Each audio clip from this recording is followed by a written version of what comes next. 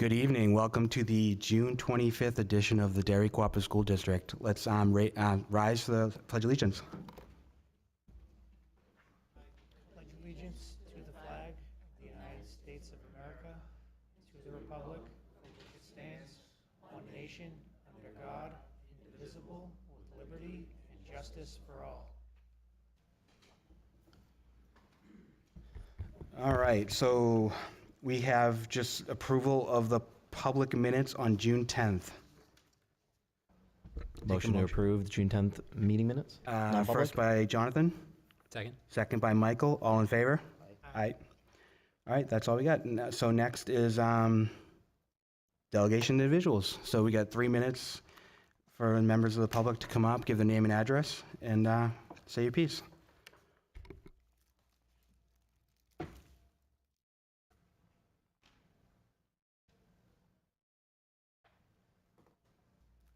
All right, next we have VFW Awards presented by Isaac Miller.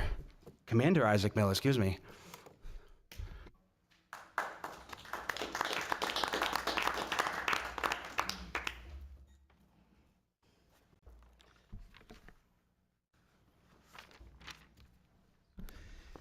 Thank you very much for allowing me to speak tonight. Our Patriots Pen, Teachers Awards, and Voice of Democracy are 3 programs that are dear to us. And these 3 programs are sent out to our schools. Patriots Pen is for our 6th through 8th grade students. Voice of Democracy is for our 9th through 12th grade students. And the Teachers Award, of course, is those teachers that are doing things in the classroom for Americanism, for us to reward them for their efforts in Americanism, whether it's helping us with our programs, whether it's help in the classroom, teaching Americanism to their students, and vice versa. What I'd like to share with you now is our themes for the year 23-24 that we had in the past, that the students who are here tonight have shared with us and turned their entries into us by Halloween of last year, 2023, so that we could judge them and move them up the ladder to not only the post level, the district level, the state level, and also the national level. With our competitiveness, the more entries we have, the better chances we have to send these not only to the district level, but to the state and national levels, in hopes of getting an award at the national level for the state of New Hampshire. Our representative this year for our Patriots Pen actually came from Whitefield, New Hampshire. Our representative for the Voice of Democracy this year came from the Milford area, and Milford or Nashua. And our representative for our Teachers Award came from the Pelham area. So with that, hope to get, let's strive to get these awards out and have some competitiveness here in Derry. Hopefully we can get a state or national champion out of these awards. The theme for last year was, now that my phone turned off, Voice of Democracy was, what are the greatest attributes of our democracy? And with that, not only do they write the essay, but they have to speak it on a zip drive so that we can interpret not only their what they read, or what they wrote on paper, but also how they present it. So their presentation is very important to us. And this is a 9th through 12th contest. The 6th through 8th grade contest is a Patriots Pen, which is a simple 300 to 400 word essay. And the theme last year was, how are you inspired by America? With that, they write the essay, and we judge the essay based on content, based on how they follow their theme. And then the Teachers Award, a teacher can be nominated by principal, one of their peers who is a teacher, a student, or a veteran can nominate a teacher for the Teachers Award. what they think when they think that educator is doing some important work for Americanism in our community. So anyone can write for those awards. I will find now quickly my themes for this year.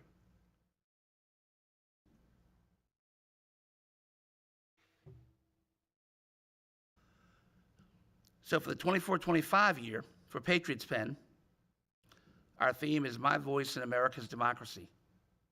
And that'll be upcoming. And these essays, again, are due every year around the end of October, turned into the VFW Post. The Voice of Democracy for the high school contest is America Today our forefathers' vision? So those are the two themes we're looking forward to presenting in the future for this upcoming year. Without further ado, I'd like to introduce our contestants that are here tonight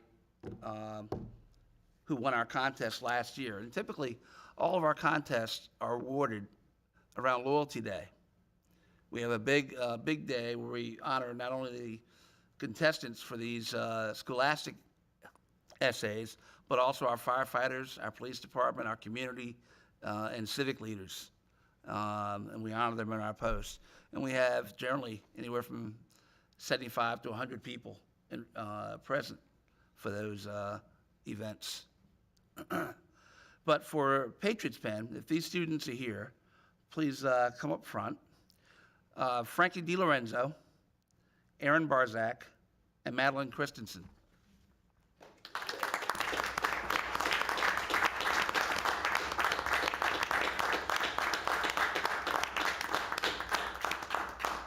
Our third place is Madeline Christensen. Second place is Aaron Barzak. And our first place for this year's contest, who not only received her awards back on Loyalty Day, but also read her essay to the body that night. And Frankie did a great job. So I'd like to commend her for her efforts.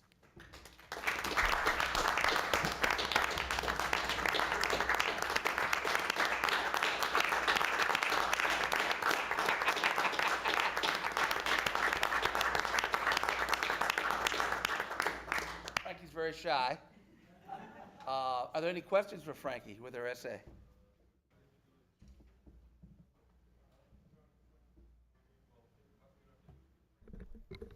What inspired you to get involved and do the essay? I really just wanted to kind of speak from my heart, and I really just kind of wanted to speak from my heart what did inspire me about America. I decided to write about how the American people will unite under tough circumstances. So I just decided to write what I thought was true about that. That's a great topic, by the way. Thank you. I think that's fantastic. We appreciate the fact that you're willing to take a risk and give this a try, and congratulations. If you were to think of something, Commander Miller comes here every year, and we're always looking for more kids to participate. You were asked what made you want to. Do you have any thoughts as to how we might be able to get other kids to participate? Is there anything that you think we might be able to do within the school to promote it, or?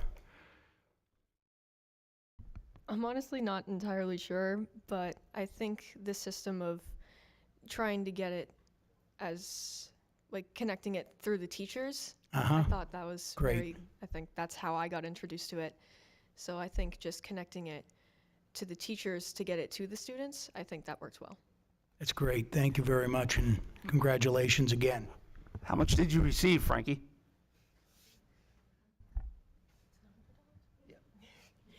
I received an award and $100.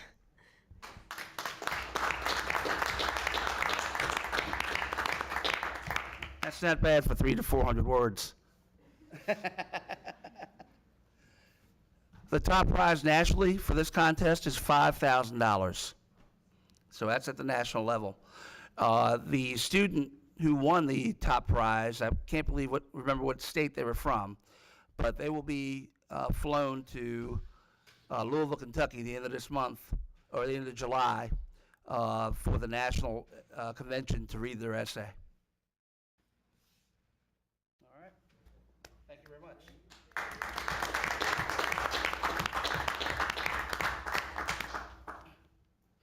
Our Voice of Democracy contest, we had one contestant, Grayson Cahoon.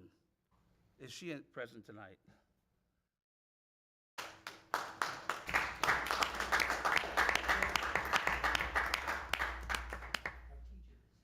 Yep.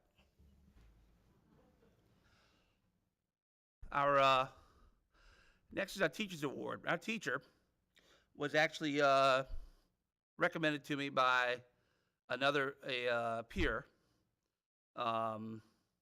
Eric Werner, and he wrote the information and the application for Laura Owens, and he thought highly of her and said, I think she's a great candidate for this award, submitted it to our post, and tonight I'd like to honor our Teacher of the Year for Derry, New Hampshire this year, Laura Owens.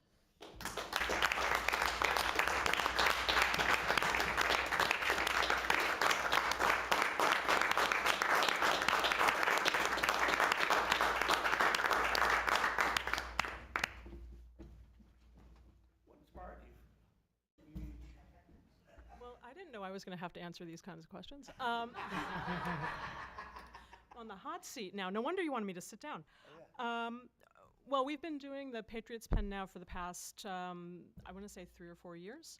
And this year's essay topic, I thought, was a really good one, and the students were able to relate well to it, and it was really accessible to them.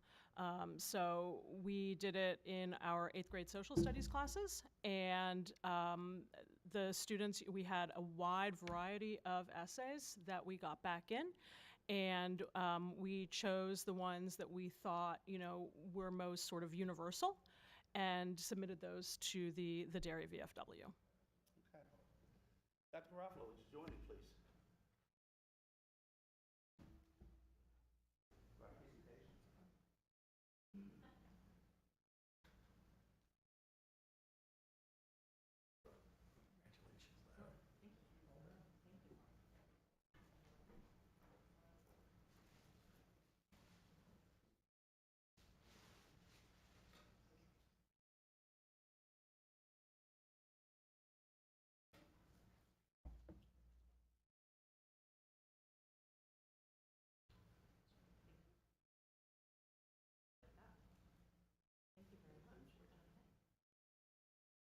This says Lara Owens, 2024 Teacher Award.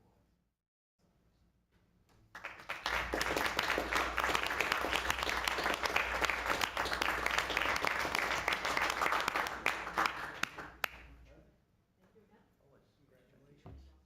Yep.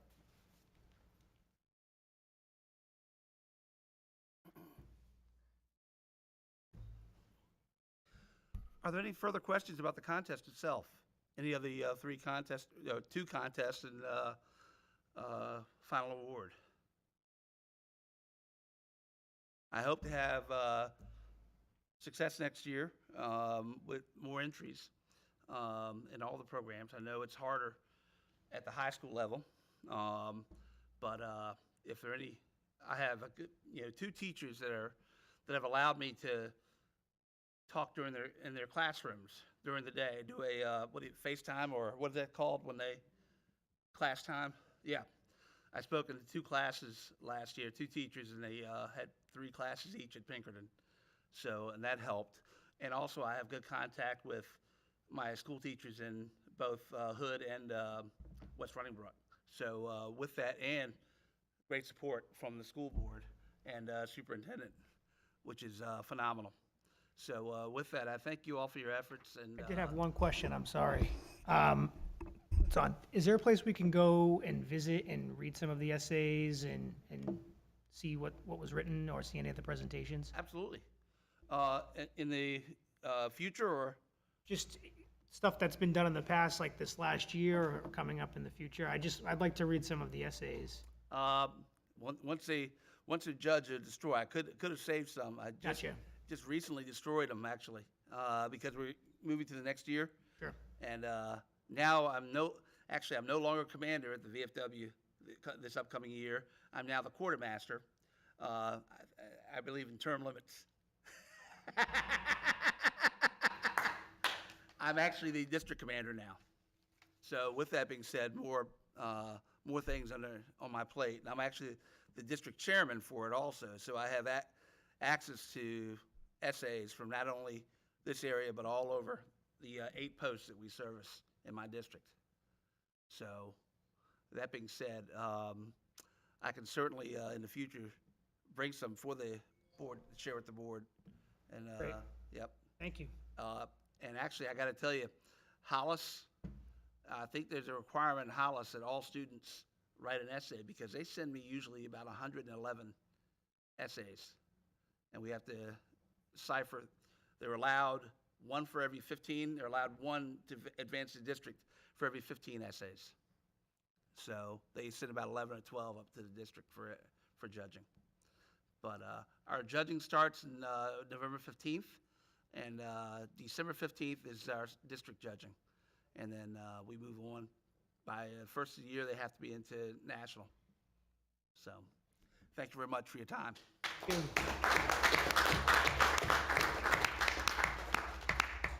Thank you, Commander. Appreciate it. Or Quartermaster.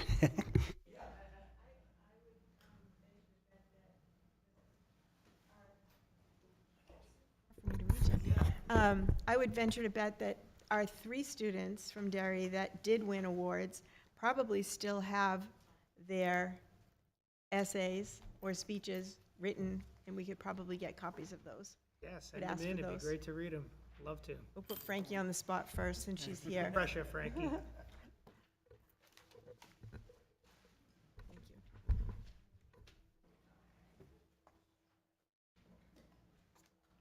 All right. Next on the agenda, we have personnel. Okay, we have one nomination tonight and some resignations. I'm going to go through the resignations quick, and I would hope that the school board would accept these with regret. Marissa Barrick, special ed teacher, Derry Village Elementary School. Kristen Booton, psychologist for the district. Stephanie Iacuzio Smith, teacher at East Derry Memorial Elementary School. Hillary Martin, assistant principal, Grinnell Elementary School. And Elizabeth Stakowitz, psychologist for the district.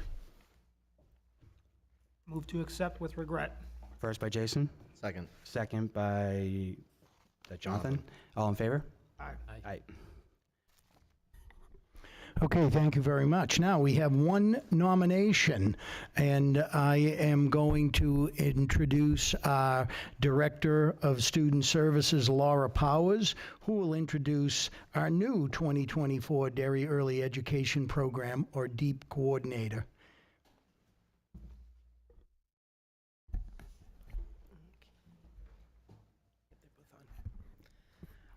Hi there. I am extremely excited to introduce Tanya Labroda. She will be our new coordinator over at DEEP. And DEEP is our program for our 3, 4, and 5-year-olds within the district, our preschool program, which is an integrated program. And Tanya comes to us with wonderful experience in other communities and through other, not necessarily just education, but also other human service agencies as well. I think she's going to be a wonderful addition to our team, and I'll let her tell you a little bit about who she is and where she comes from. Hello, everyone. I'm so excited to be here, and I'm so excited to be part of the Derry School District now. I feel very honored, and I feel very just so appreciative that I'm being given this opportunity. I really am. So I have a lot of experience working with the youngsters, I call them, the 3, birth to 3, and then 3, 4s, and 5s currently, and I've spent a decade working in a close nearby community. I have obtained my master's. Mr. Crawford was my professor during that time. And I've worked really hard to gain knowledge and keep growing in order to be the best director possible for this new position. So that's me in a nutshell. Yep, we're very excited to have your energy and welcome you to the team. Thank you so much. All right. If anyone has any questions? They got to ask you questions inside. I have questions. Second. First by Brenda, second by Jason. All in favor? Aye. All right, great. Thank you Well, so welcome. much. Yeah. Thank you all. Thank you.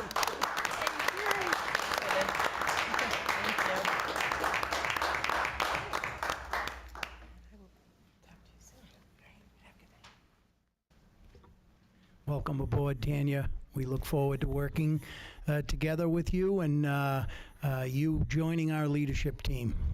Thank you.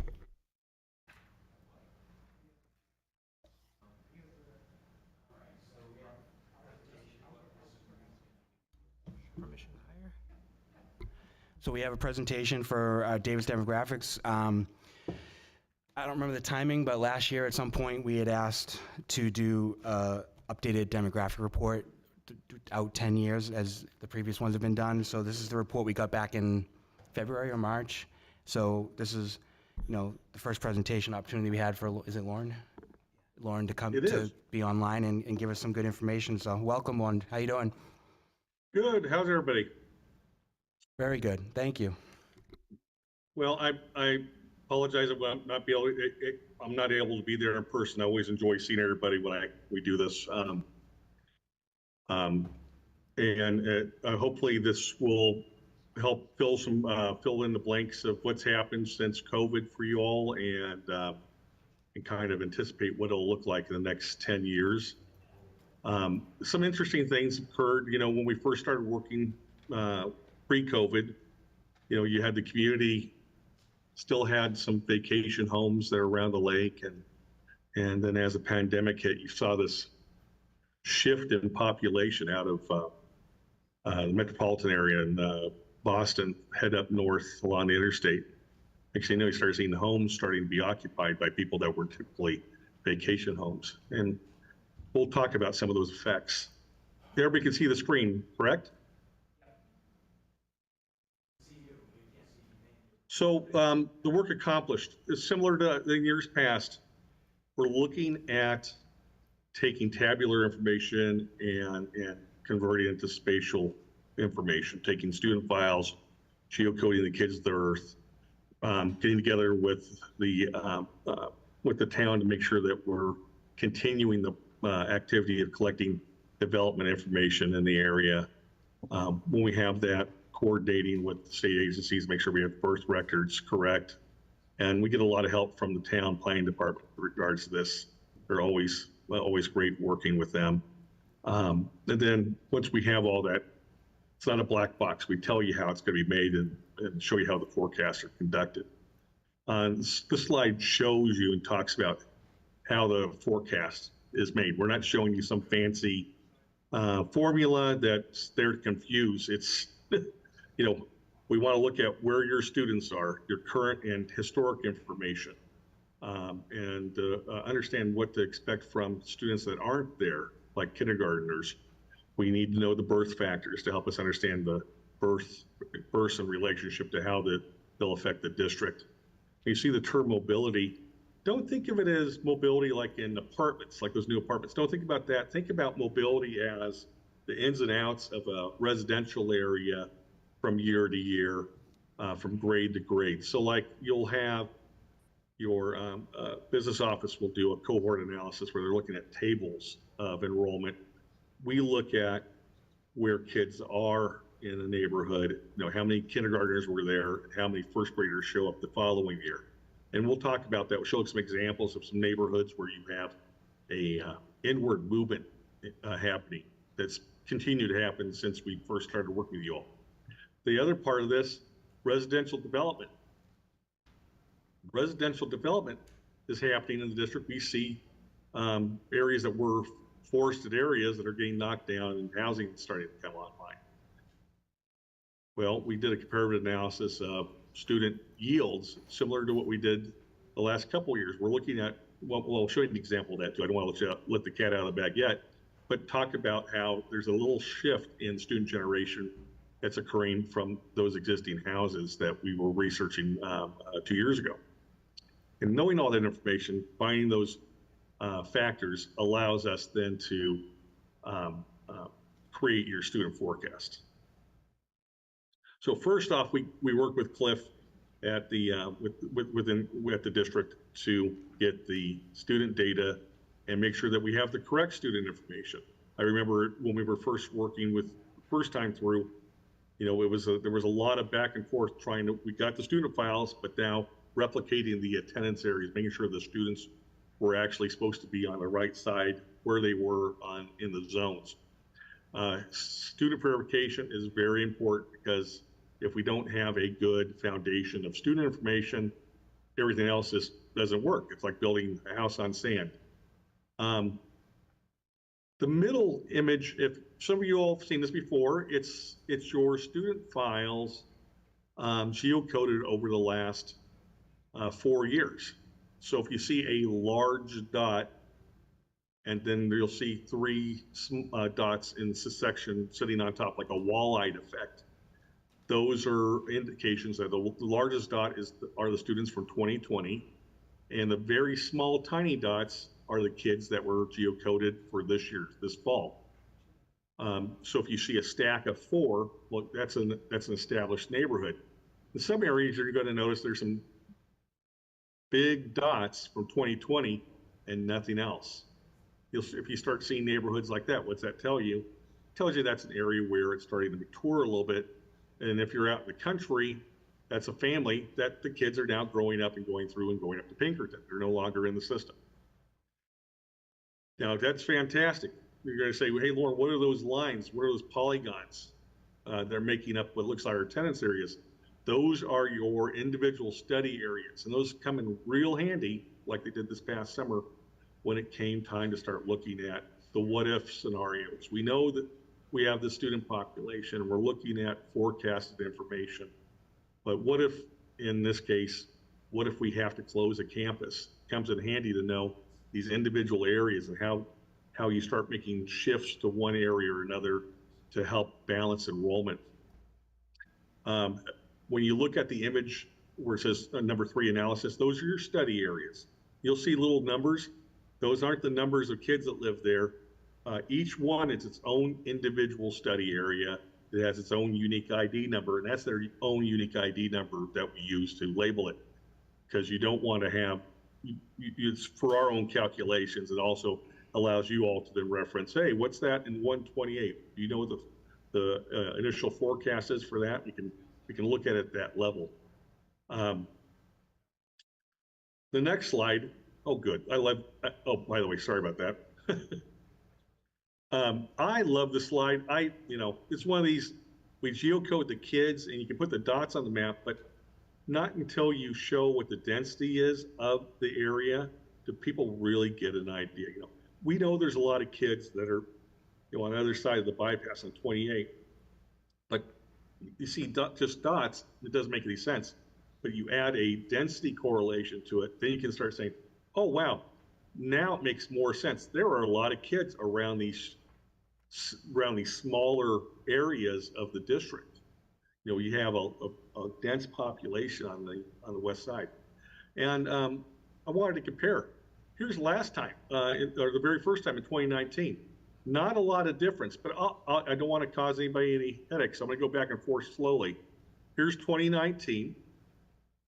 It has a different look and feel. It had this is the original one with the just the town and county street names on there, but kind of focus in on these areas that are on the west side of 28. So I'm gonna go back. You look, there's still that continuity. It hasn't changed that much, except for the fact you look over here by Pinkerton Academy. It's starting to get a little more dense. See that difference up there? And then you'll start seeing some areas of Barca where it's starting to get a little more dense in the north. Up here, and then towards where both sides of the near Pine Glen. Anyways, I like maps. Maps help us ask better questions.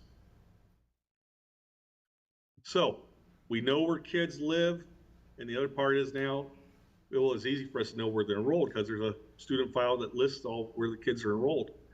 But the cool thing about having the kids geocoded and overlaid onto the attendance zones is then we can start seeing the open enrollment and how it looks in the district.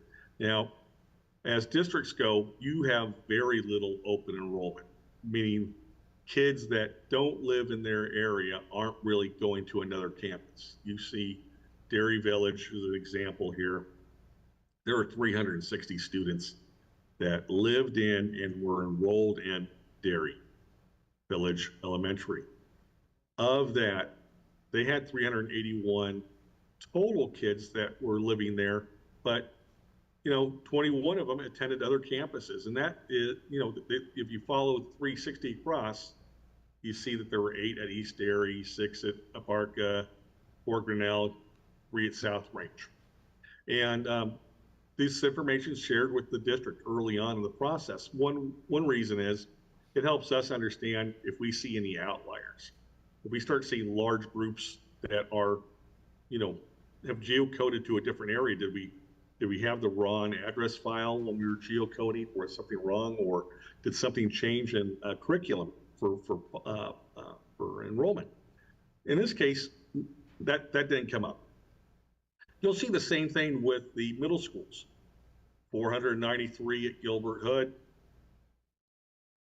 and a total of 513 that live in the area. You have 20 that are attending the other campus at West Running Brook. And then some added information that we added in this year that we started doing with some insight from clients. They really wanted to know more about the impacts utilization, understanding, it's great. Thank you for telling us about the open enrollment, but what does that mean? What does that mean if all the kids return to their home campus, and what's the impact of that? Which can be significant for districts that have lots, several dozen campuses they're having to deal with. It's like wrangling cats sometimes, trying to make sure that the principal's not over enrolling at the campus. Well, in this case, you all are doing a really good job at this. In the fall snapshot, this is what the open enrollment and the utilization impacts are. With South, everybody has kind of an idea, well, this school's always very, very full. Well, now we have numbers to show. They're not really full. Perception is one thing. Barca has 85%. South Range, 88%. That's, with elementaries, because they don't have a lot of floating classes, that can be kind of hard sometimes, and it makes schools look busy, but in reality, quite manageable. And then below we have the middle schools. And in this case, this year's middle schools, which was a 6-8 population, Gilbert Hood was 40% below what it could house at 100%. Now, when you get into middle schools, there's some more floating around of classrooms and students, and therefore you have a little more space. You can be closer to 100% capacity. So keeping that in mind, I think that kind of helped out with what occurred over the summer. Now, birth factors. The chart on the right is probably the most telling. This is information provided by the town. I mean, at one time you had almost 635 kids that were born there 25 years ago, and it's well below that now. And that's just it's nobody's fault. It's just that's the way the community has developed over the years over the generation. And fun fact, in New Hampshire, you're still tracking with the national average, which is a decline of 2.5–3% in births annually. And knowing that, it helps us anticipate those shifts with the existing and historic information to help us understand the future kindergartners in the area. Now, when I was talking about mobility earlier, this nerdy GIS guy that I am, I like being able to use geography to help tell better stories.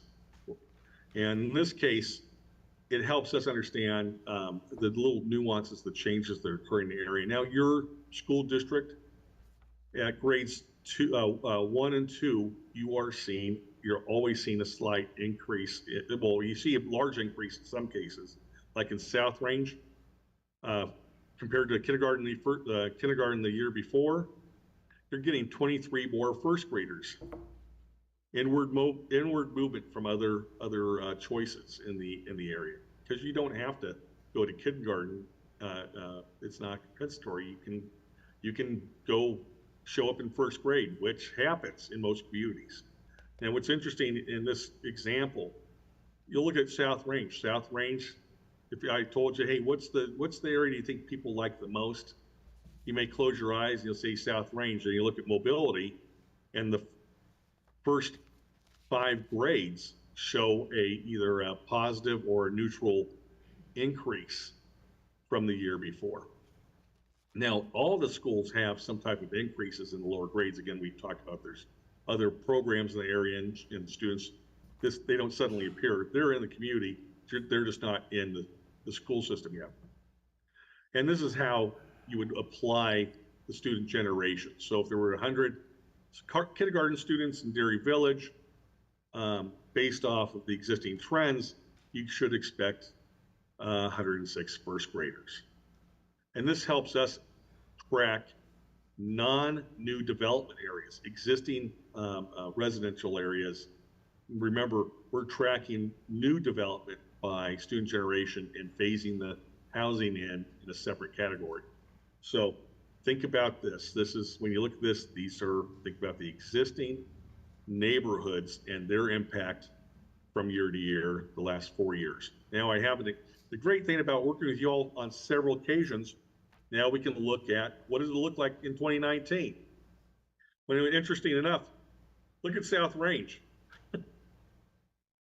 South Range, consistent in the first 3 grades. This past year, the last two studies, it's actually increased at 4th grade. I like showing this with clients we've been working with for several years.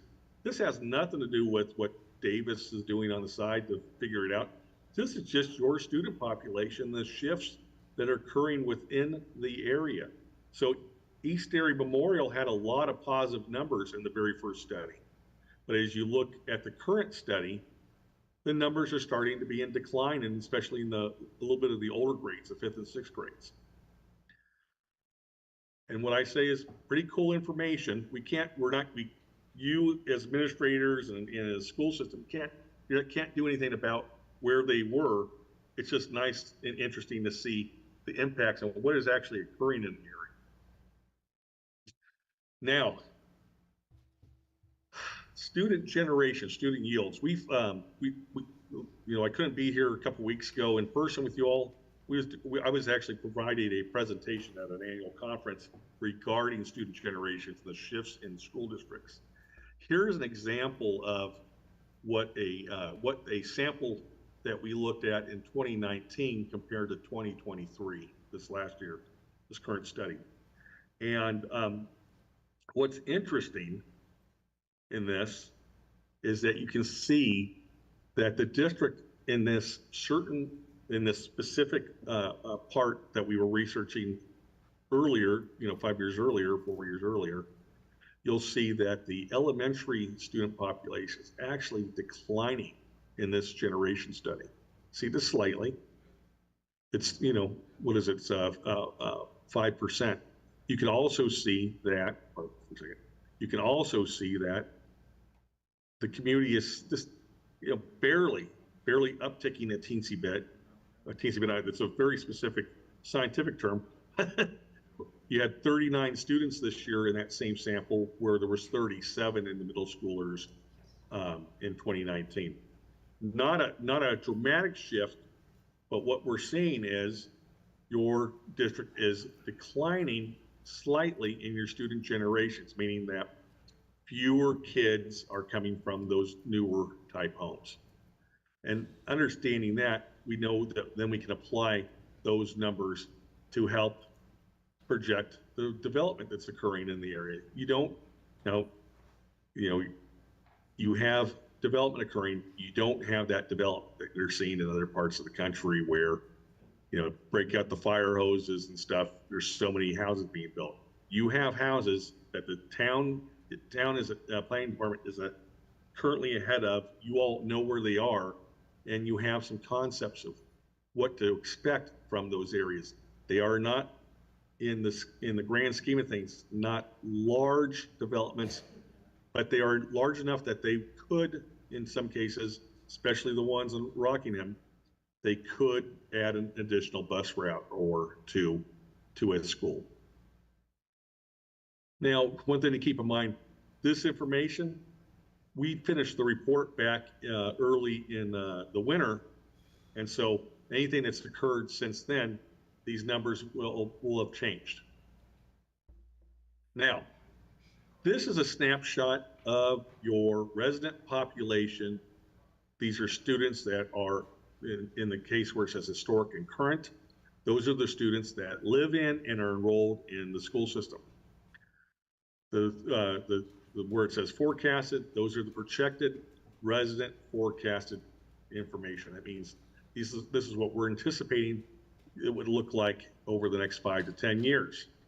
Now, kindergarten is derived from the birth factors. Birth factors are going to be in decline, but the mobility is applied to each grade based off of the current base year and helping us anticipate the projected shifts throughout the year. So you have not the largest kindergarten class the last 4 years, but it is close to 300 kids. And what does that look like as they matriculate through the school system? So there's close to 300 kids. You have your mobility factor that in some cases almost 26 more kids showing up in certain areas. You can see why that number begins to increase in year 2. And you can track that class size going through. Now, some things to keep in mind, you have some fairly good size, fairly large classes that are graduating through or graduated up through into Pinkerton the last several years. And that started in, it was already coming through the school system. They started leaving after year 22. You had you had 410 eighth graders in 2020. And, when you just look at the natural replacement rate, when you have 282 first graders or 232 kindergartners, there's a significant difference there.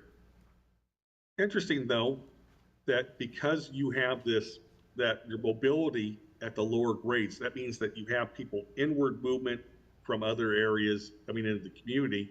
It's helping offset some of those other declines that you may see in kindergarten, which leads to the point that your district is projected to be fairly static through the next 5 to 10 years. And it makes it easier on administrators to plan accordingly. So you're not having to put out fires about building a new wing or pressures in transportation. You can actually apply resources towards curriculum and building up the continuity of education in the district. The other aspect of this guy, everybody, people, hey, what about the other numbers? That's not our total enrollment. Well, yeah, your total enrollment also includes kids that are attending from outside the town. And these are the students that typically are coming in with their parents as teachers or other students. And the last several years, the COVID year was your highest number of outside district attendees. And this year is the smallest, with 7 elementary and 6, and compared to a couple of years ago, you only have 6 middle schoolers attending from outside the area. We tend to, if we don't see something dramatic, over the last several years, we tend to leave those numbers as with the rate of change that's occurring in the district.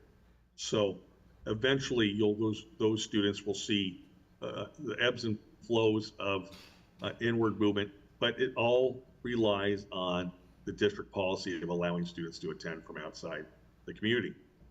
Down below the subset total enrollment, that's your total enrollment for each one of the grades, and then the differences that are projected to occur annually. Nothing that jumps out of the page that should cause alarm at the 60,000 foot view, because you're looking at 60,000 feet. Now, when you start looking at the individual grades, so here's your, it's flat, right? Your rate of change is flat. You can say between a little less or 3,000 students for the next 5 to 10 years. But when you start looking at the grade configurations, this is where you start seeing that shift, a smaller population. Some of the lower grades, the upper grades are being replaced with a little bit larger class. You have to see this little bubble that's occurring overall.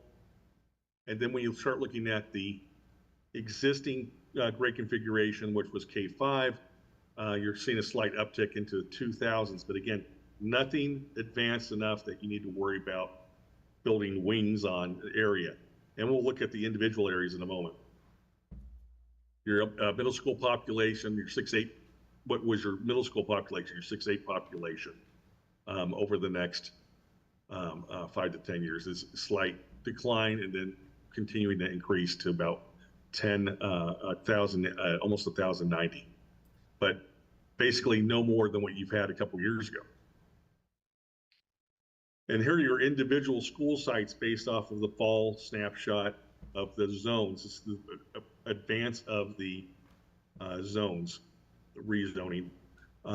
You're within your community. If you're looking at things at 60,000 foot, you're saying it's pretty flat. Yes, but we all know that you go to a campus, you're like, hey, this seems to be a lot busier area. You go for school pickup or whatever, and go up to Barkin. It can be, I've been there before. You have the parent pickup area, can be quite busy.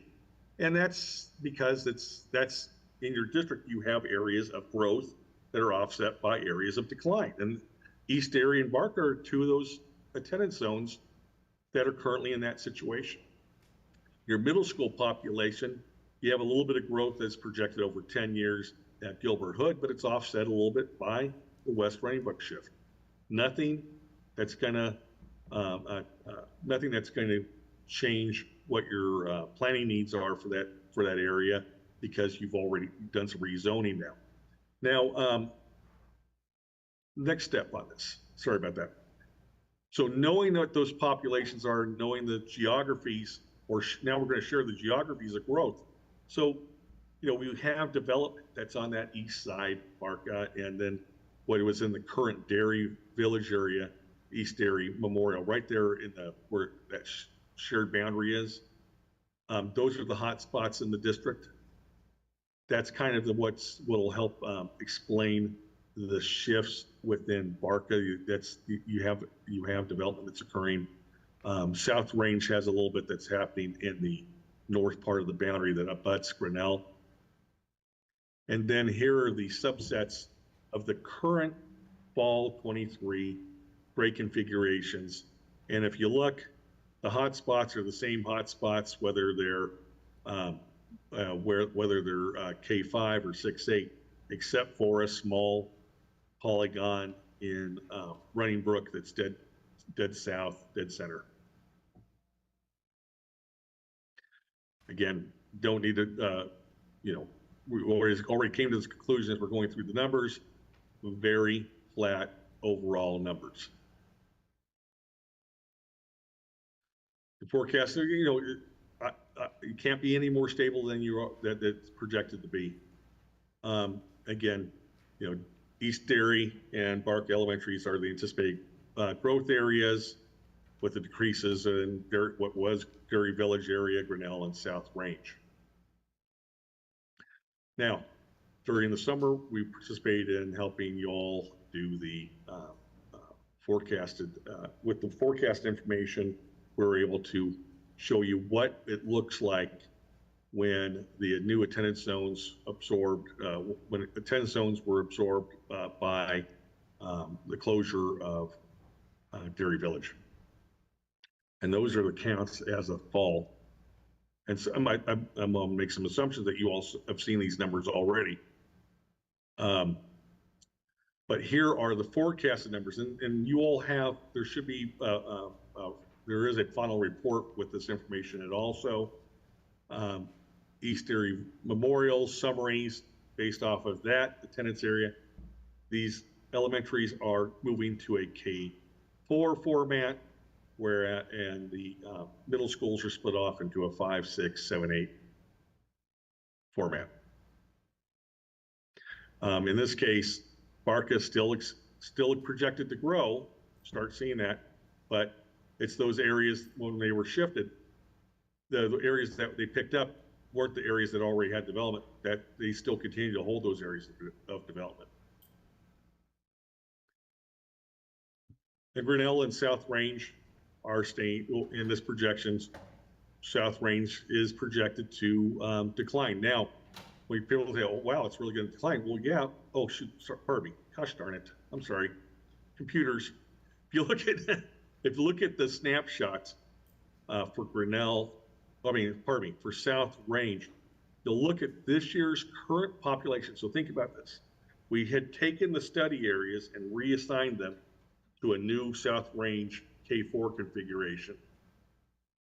There are several large, there's two very large student populations, and those student populations are projected to decline over the next couple of years.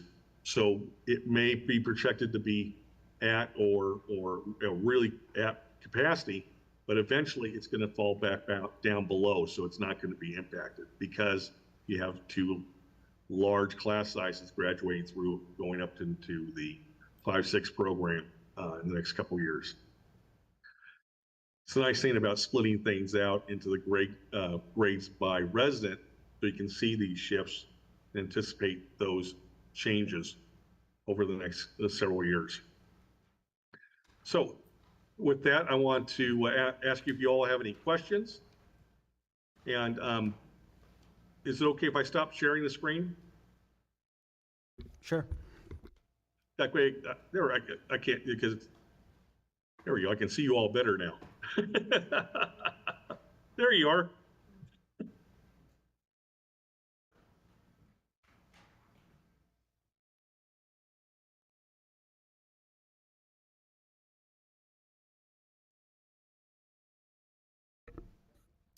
Hey, Lauren, this is Jonathan Dugan. Thanks for taking some time to meet with us today. Yeah. A couple questions I had.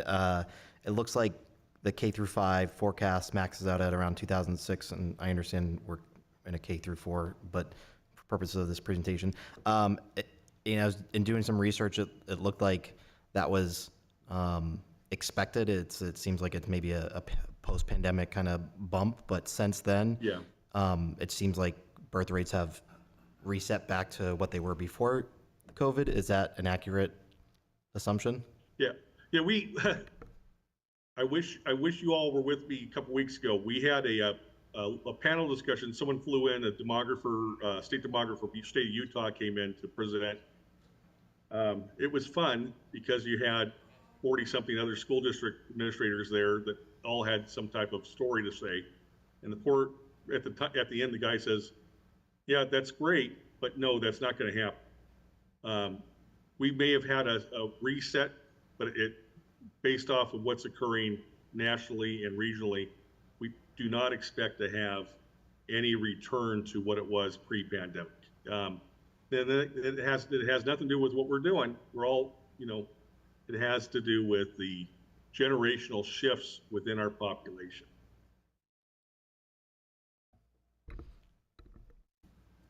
Thank you. And then you didn't go into this, but it was in the full report. And I'm wondering if we can glean information from it, or how do other districts use this? But it was the ESRI data that was included, which talked about Oh yeah, so fun. Yeah, it was just very interesting to see, rent payments, mortgage payments, we're categorized, I guess, as a workday drive and home improvement, and that doesn't necessarily surprise me. I think we hear a lot that we're a bedroom community, so I think workday drive might be very similar to that. So, yeah, I don't know if there's, again, it's not for tonight, but I'd love to learn more about, how districts utilize that information and what we can actually use to get the most benefit out of that. And Austin, and we can set up a little workshop if we want to in a couple weeks. Maybe do a little. It's always fun looking at my big melon.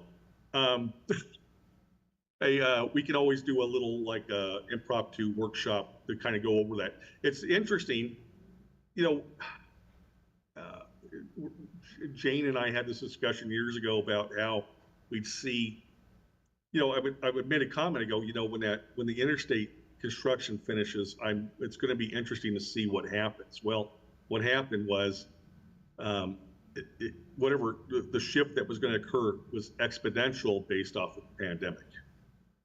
And so what's funny is that, we look at that workaday, I think, Jonathan, you're talking about the tapestry portion of Esri.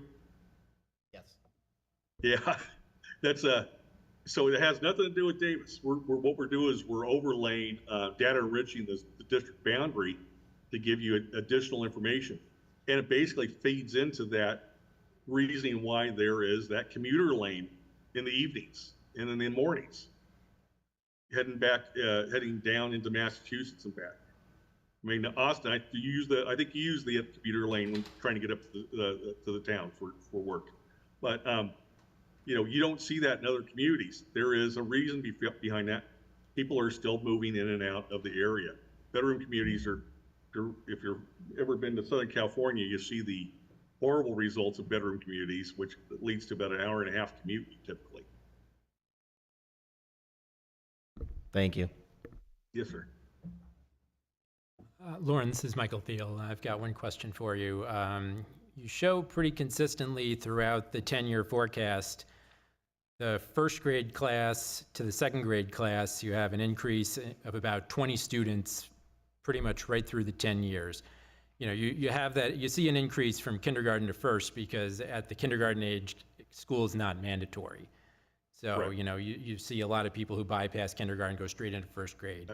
That's right. That's that mobility effect. That's Yeah. that number you saw in the mobility effect. Yeah, but by the time you get to first grade, school is mandatory. So Yeah. I'm just curious, you're showing that we're adding 20 students per year going from first to second grade. But then after second grade, the numbers level off. I'm just Correct. curious. It's not the change from in mobility is not as dramatic as you had from kindergarten to first. That's just pure numbers in your student population. Yeah, well, I understand the kindergarten to first, but I'm just curious about the increase from first to second. It's not as dramatic from first to second. If you look at the mobility numbers, you'll see that it's in some areas it's very little increase. And so we're applying it at the residential area. It's not don't look at it as an overall number. Go into each one of the the summaries for each one of the schools, and you'll start seeing, I see that there are only so many kids in that area. And then when you do study areas, when you're doing the forecast by study areas, it's, you're taking the smaller levels and aggregating up. And so when you're looking don't look at it as the overall number. We don't do bottom down demography. We're going up. And so some of the study areas, some of the attendance areas don't have a large increase from first to second. And that's why you're not seeing the same shift. Okay, and my second question is more, for the administration. I'm guessing you guys have had an opportunity to go over this. And is there anything from your perspective that would set off alarm bells, or are you pretty comfortable with what these numbers are showing?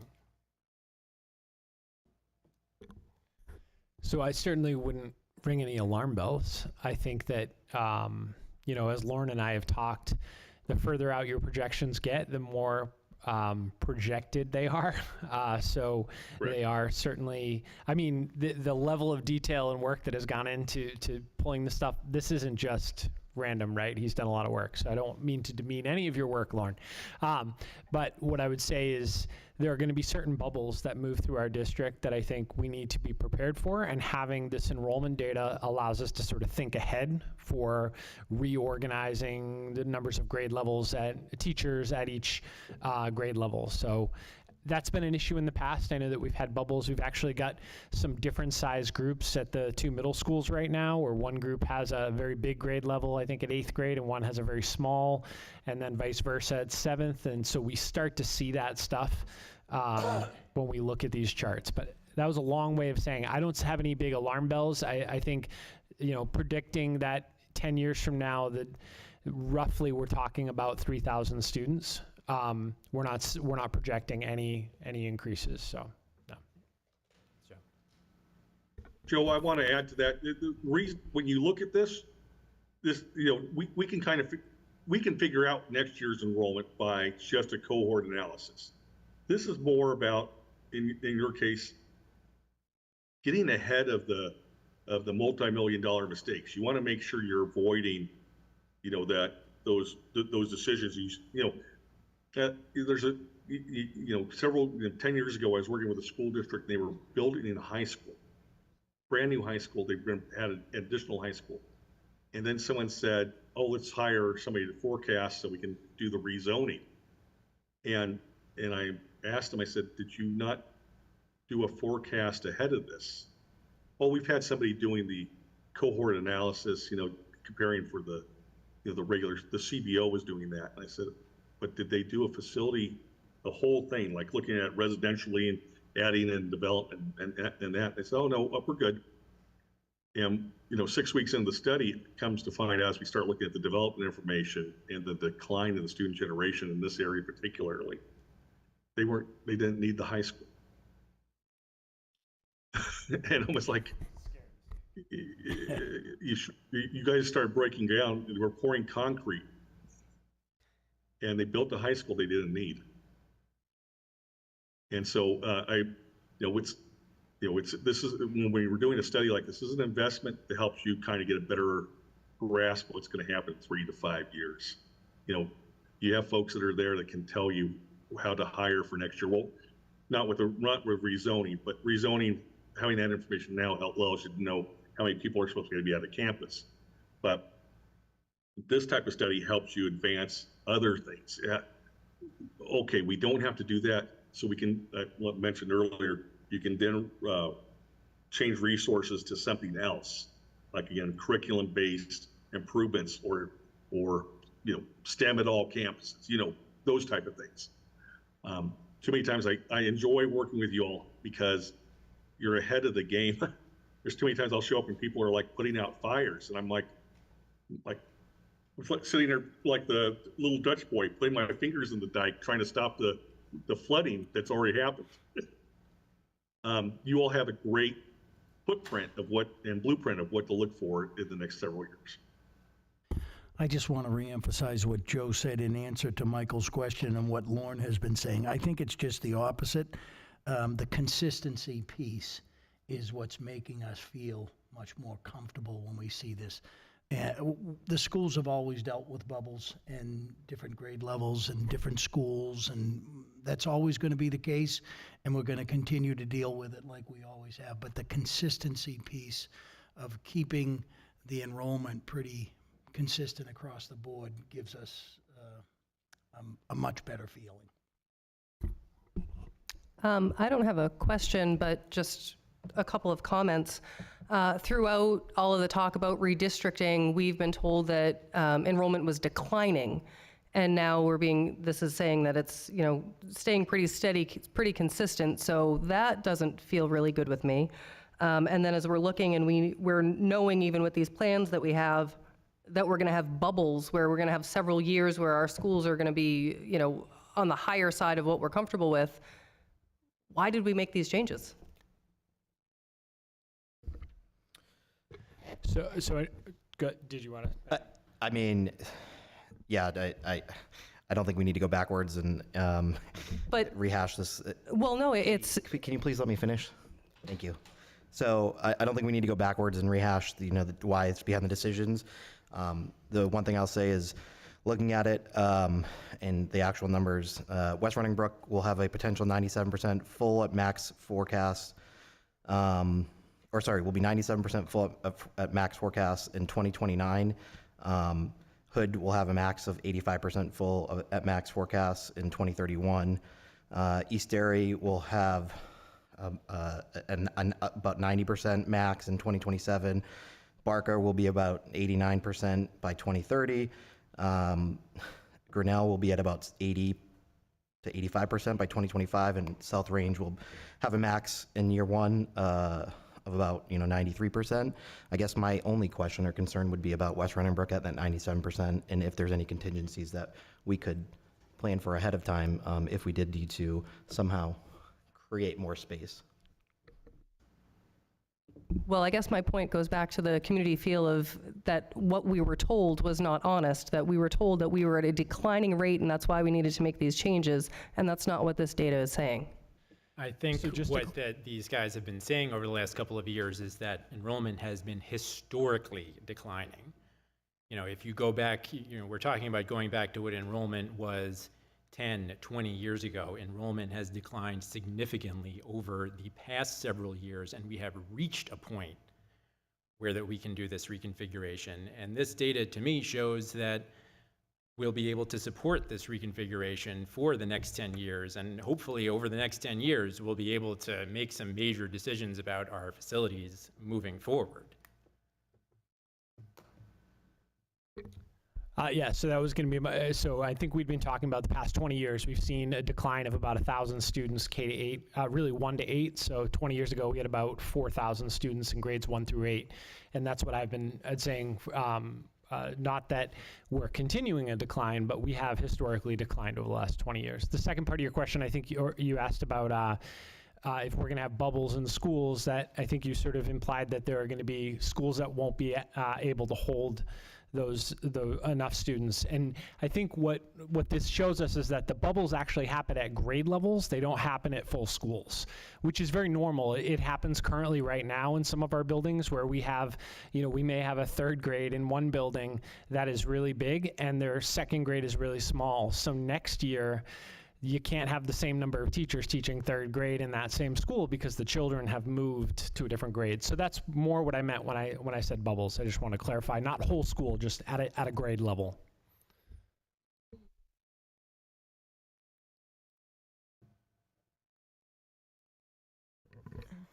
It's really far for me to reach. Hi, Lauren. Thank you for being here with us. I have a question about capacity. It's a major question in our community constantly. Where do you get the capacity numbers that you have, or how do you come up with those? So we didn't do the facility analysis. That's the district. So the capacity numbers came from us? Yes. Thank you. I have another. I think you all have an architectural firm or that was involved with facility assessment. Thank you. I have another question, though. So in May, I spent some time with the planning department here, and I'm just going to put on my glasses and read you some numbers. And I don't know if you have these or not, but these were just this May, so it's just 2 months ago. Yeah, I won't have them. So in May, approved new units is 340. So those, I'm assuming, are probably in the works because they're already approved. 567 not approved. Of the not approved, 172 are apartments, 124 are workforce housing, 39 are condos, 5 are single-family homes. Of the ones that were approved, 187 are apartments, 18 are condos, and 42 are single-family homes. So I know that the trend is that apartments or rental property don't generally generate children. I'm not sure that I believe that, but I'm not you, I'm not a forecaster. I just am a person who's lived here for a long time, who has seen the ebbs and flows of people. How do those numbers impact what you've given us if you didn't have them previously?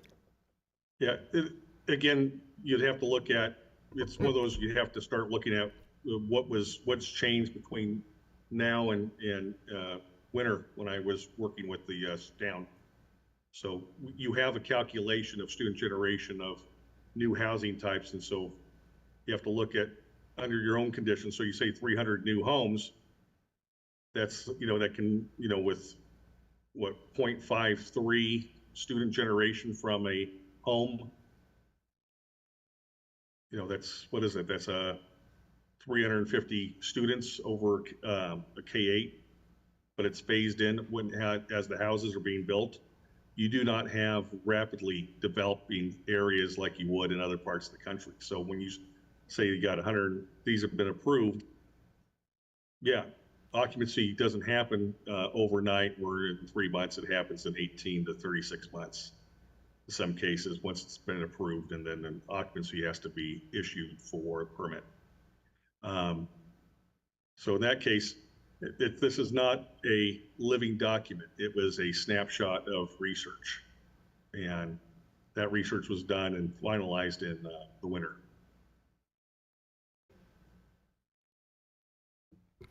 So Lauren, quick question. It's David Clapp.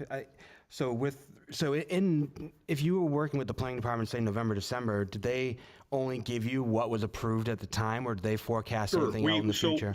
Yeah, so when we're working with them, we already have the information from previous studies, and so we'll go back through and, okay, here's what we had planned that wasn't active. Is this moving ahead?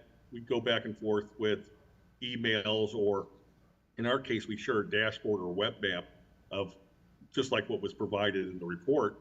Hey, here's where these developments were or are planned to happen.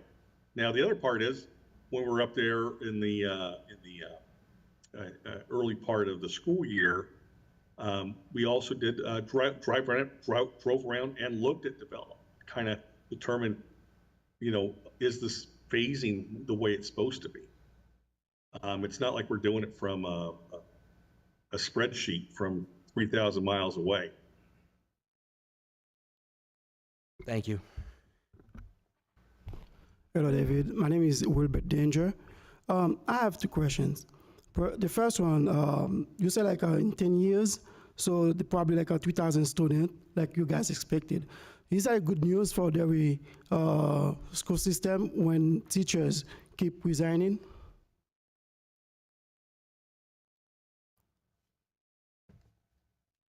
You hear me? What was the question? I'm sorry. So in 10 years, there will be like about like approximately 3,000 students, right? It stays static, yeah. Yeah. You have yeah. Yeah. Is that a good news for Derry school system when teachers keep resigning? I wouldn't know. I don't know the hiring process or the teachers' situation there. We're not doing a compensation study. This is just a forecast. All right. So my second question, I say you didn't mention anything about like ethnicity. So is that like interested? You're not talking about like how many, like let's say like dark-skinned students, like black students or Hispanic students moving like a Derry. So I don't see anything about like ethnicity. It's in the back in the appendix. It's a subset from the ESRI reports. All right, thank you. David, I just wanted to mention that part of the building approvals, a lot of that was impacted by ability to get supplies. So things that Yep. were not online, supplies started coming in this spring, so things have started to move along. And also developers who had extra lots that now they're seeing the first phase being sold, they're moving forward with their second phase. So, I don't think that planning wasn't honest. I think they were, I just wanted to make that point that, I did learn that. It's not something I knew. I had to learn that in the discussion with them, that the supply and demand all of a sudden started to open up. Is it going to stay open? I don't know, but that was definitely impacted it. Was that interesting that that happened during the pandemic? So overall, that's a interesting point. So overall, grand world view of development. 2021, you know, this it was late 2020, but you started having people during lockdown. Was personally, I knew people that were in the construction business. If they were with large firms, they had no issues with building. That typically were the areas that were building 2,000-3,000 homes in a master plan community. They already had the contracted supplies in place. In the smaller communities with speculative building, where people are building as investment and selling, what was happening was if they didn't have the capital to pay out all the way, suppliers weren't releasing the supplies to them, and that occurred for about 18 months or so. They didn't talk about it much on the news, but we sure saw it at the Home Depot or Lowe's when you went to go get a 2x4 from what was a couple dollars to almost $6 for a piece of lumber. Now, just to keep in mind when we're looking at, and I don't, I know it's happening in other areas. You all don't have master plan communities that are in what they call a PDU, or they're in a already preset layout with the capabilities of adjusting their lot sizes. And what's happening in some communities, it's not in yours, but something to keep in mind. Lot sizes are being shrunk down to help offset the rate of change in value of new home builds. So that's something that also you need to keep track of. It's just the pure ability to buy something is very difficult for young families. Anyway, thank you. Lauren, thank you very much. I appreciate it. Have a great night. Everybody take care. It was nice seeing everybody. Thanks, Lauren. Thank you, Lauren. All right, moving on, we have Joe and Kim. Sorry, David, just before we move on. Yeah. So I know I got mixed up in the question I was asking, but I don't, the contingency planning, if, we would potentially be at 97% at West Running Brook in a few years.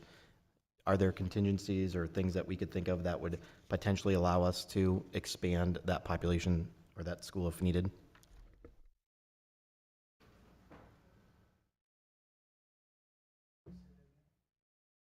Sorry.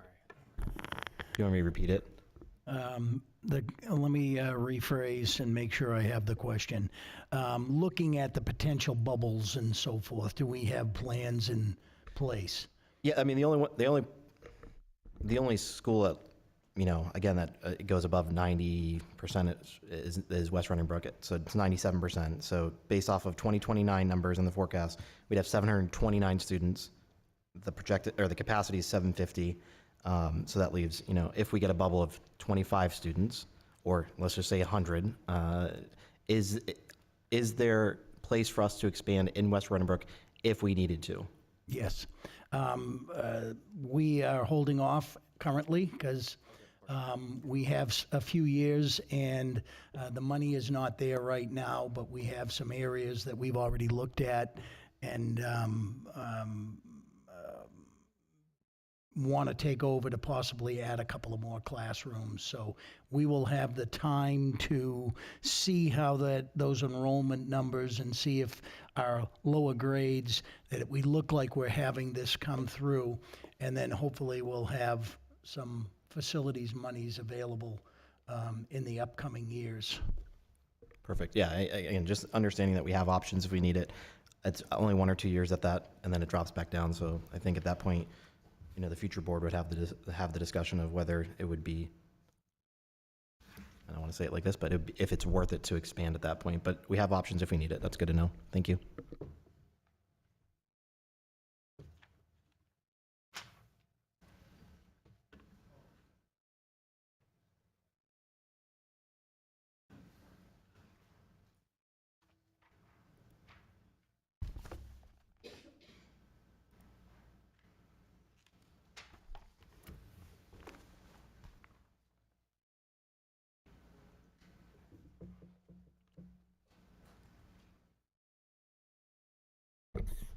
Sorry for the delay. Are you guys okay? Ready if we go on to curriculum presentation? Okay. So let's see if this works. Okay, great.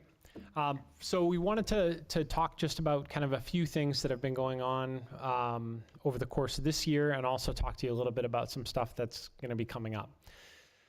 In our one of our recent curriculum subcommittee meetings, there was a discussion about ensuring that we make sure that we tell some stories about what's happening in our schools related to curriculum and instruction and assessment. And so we want to share a couple of really great success stories in 2 elementary schools. And before we get into kind of what this is all about, we want to frame this around a decision that this board made last year to create early release days, 6 early release days for staff members. And over the course of this past year, we've had the opportunity to use those days to work in teams. And so teachers have been given some extra time to collaborate and look at data and make plans. Different teams have been doing different things.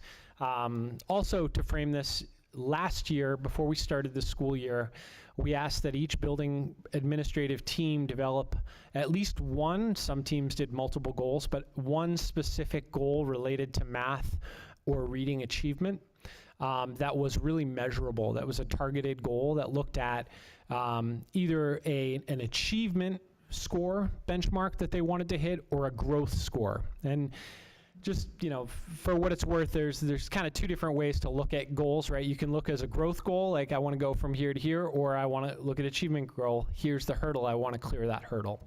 So we wanted to share 2 goals with you tonight that are just really exciting. And in case I forget, because I do just randomly talk, this is really a credit to the educators at these 2 schools, and that includes teachers, that includes paraprofessionals, that includes administrators. It's also a credit to the kids who did a really great job, and I guess indirectly to their parents. So start off by South Range School. So South Range took a look at their data last fall, and they identified 3rd grade math as an area of concern. In the fall, 44% of their 3rd graders were at or above the 60th percentile. So 60th percentile is above average. They had about 44% of kids at that level. Their goal was to get at least 60% of their students at or above that level. And their result at the end of this year was 71% of their 3rd graders were at or above that 60th percentile. And in talking with Matt Olson and Michelle Cremoni, and they were really, really impressed. I mean, and they're very quick to credit teachers, not themselves.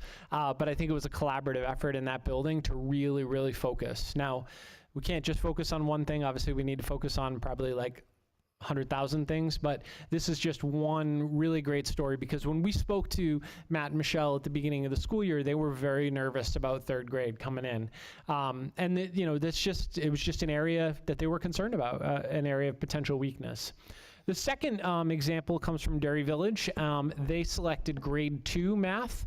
So they were looking at growth, right? So they looked at this cohort of students, and they looked at how those students grew in the previous year. So those students who, during their 1st grade, they had 40th percentile growth. So NWEA is a very large data set, and so they can develop some norms for what we call typical growth based on the kid's age and a year's worth of instruction.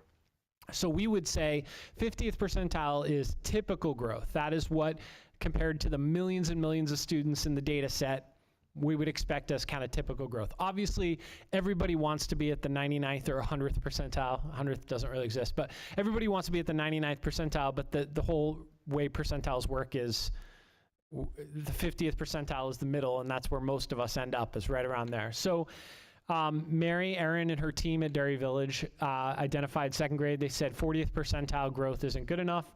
So they set a goal that they would at least like to have their kids making typical growth, 50th percentile, this cohort of kids in the previous year that were at the 40th percentile. And they finished this year so this is just fall to spring. This is 1 year of instruction. They were in the 66th percentile at the end of this year. And again, I think Mary and Erin are very quick to credit just teachers, but I think that obviously it takes a lot of people together working on things like this. I know that, Kim has worked with some of the teachers over at Derry Village and some of their student success teams, or I forget what it's called, Star, there you go. And every school has some flexibility in the way in which they try to attack these problems. Not all schools make all their goals all the time, but we did think it was really important to highlight some really good success stories from these two buildings. When we met, I want to say it was last week, could have been 2 weeks ago, as an administrative team, we did some reflection. Now maybe it was a week ago. It doesn't matter who. We do these reflective activities with our teams where we look at data, and our teams met in the evenings, our administrative teams throughout the school year. So we did we did a fall session, we did a winter session, and we did a spring session just last week. So that's a little bit of information about some goal setting, some success. We'll keep going, but shout out questions, or we can talk at the end. I'm going to turn this over to Kim, who's going to talk a little bit about some summer professional learning that's going to be happening. So can you hear me? So I'm so excited about the professional learning that's happening this summer. We have so many teachers participating in some professional development. The first one is the OGAP training. OGAP is the ongoing assessment project, and it combines the formative assessment practices with the knowledge of student development and a progression, and so that it deepens the student learning in mathematics content. And the teachers are loving this training. We have 42 teachers signed up this summer. It's a 4-day intensive training. They can get graduate credit through this training, and we've had over 90 educators in the last 2 years. So this is really helping. It's not a program, but it's a method, and it makes the teacher and the student look at math differently in a different way. The next one is responsive classroom training. Responsive classroom is an evidence-based approach to teaching, and it focuses on the strong link between academic and social emotional learning. So that is also a 4-day intensive program. And we have 38 teachers going to that this summer, and we've had 70 teachers over the past 2 years attend that. And a lot of the teachers this year, I have a lot of teachers that are taking the second level of the course. There's a core course, and then there's a core advanced course. So we have that as well. As administrators are going to that as well. In August, we have a new thing that Joe and I are trying to put together. It's going to be Professional Learning Summit, and it's going to be around to support all of our curriculum that's happening. So we are going to hold mini workshops that teachers could sign up for and that they can circle throughout. And it's going to really focus on different curriculum, instruction strategies, wellness, and safety. So that we'll be offering those and putting that out in a flyer in our newsletter that's coming soon. And then the new teacher orientation and mentoring program. I'm trying to launch this new mentoring program for the new teachers. The program is going to be designed to just support teachers throughout the year. We're going to really work collaboratively so that we can foster a collaborative and have guidance, a collaborative environment and support with guidance to do that. And on that, we were thinking the day before school starts, we're going to hold a new teacher orientation day so that they can come meet some of the central office, so that we can introduce them, make them like a team of their own. We can get them all prepared and ready to go for the first day. And we'll be and they'll also meet their mentors that day, and we will hold different mentoring meetings with them throughout the year so that we can continue to provide that guidance. Just a follow-up, the mentoring orientation program is similar to something that we've done in the past in this district. We've had a pretty robust orientation program. We kind of went away from it, I think probably, I don't want to keep blaming things on COVID, but I think COVID might have contributed to some of that, and Kim and her team have worked really hard to sort of envision and think through the ways in which we can better prepare our new teachers to join the school district. Because you guys, this is no surprise to you, being a teacher is really challenging work. I think it is more challenging today. It's definitely more challenging today than it was when I started in 2000. And if we have a goal and a vision to have a consistent strategic approach to instruction, curriculum, and assessment in our district, we need to be ensuring that our new people who come in understand that approach, right? They need to see and understand our vision in order to carry that out. And it's unfair to just kind of throw them into the deep end of the pool and not really prepare them for that. So I'm excited about that program.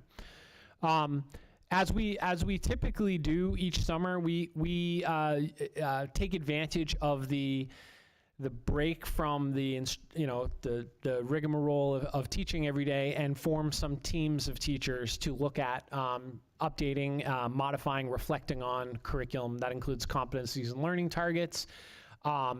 We're looking really deeply at a program called CARES, which I know that you've all heard about because I think we've talked about it here in these meetings.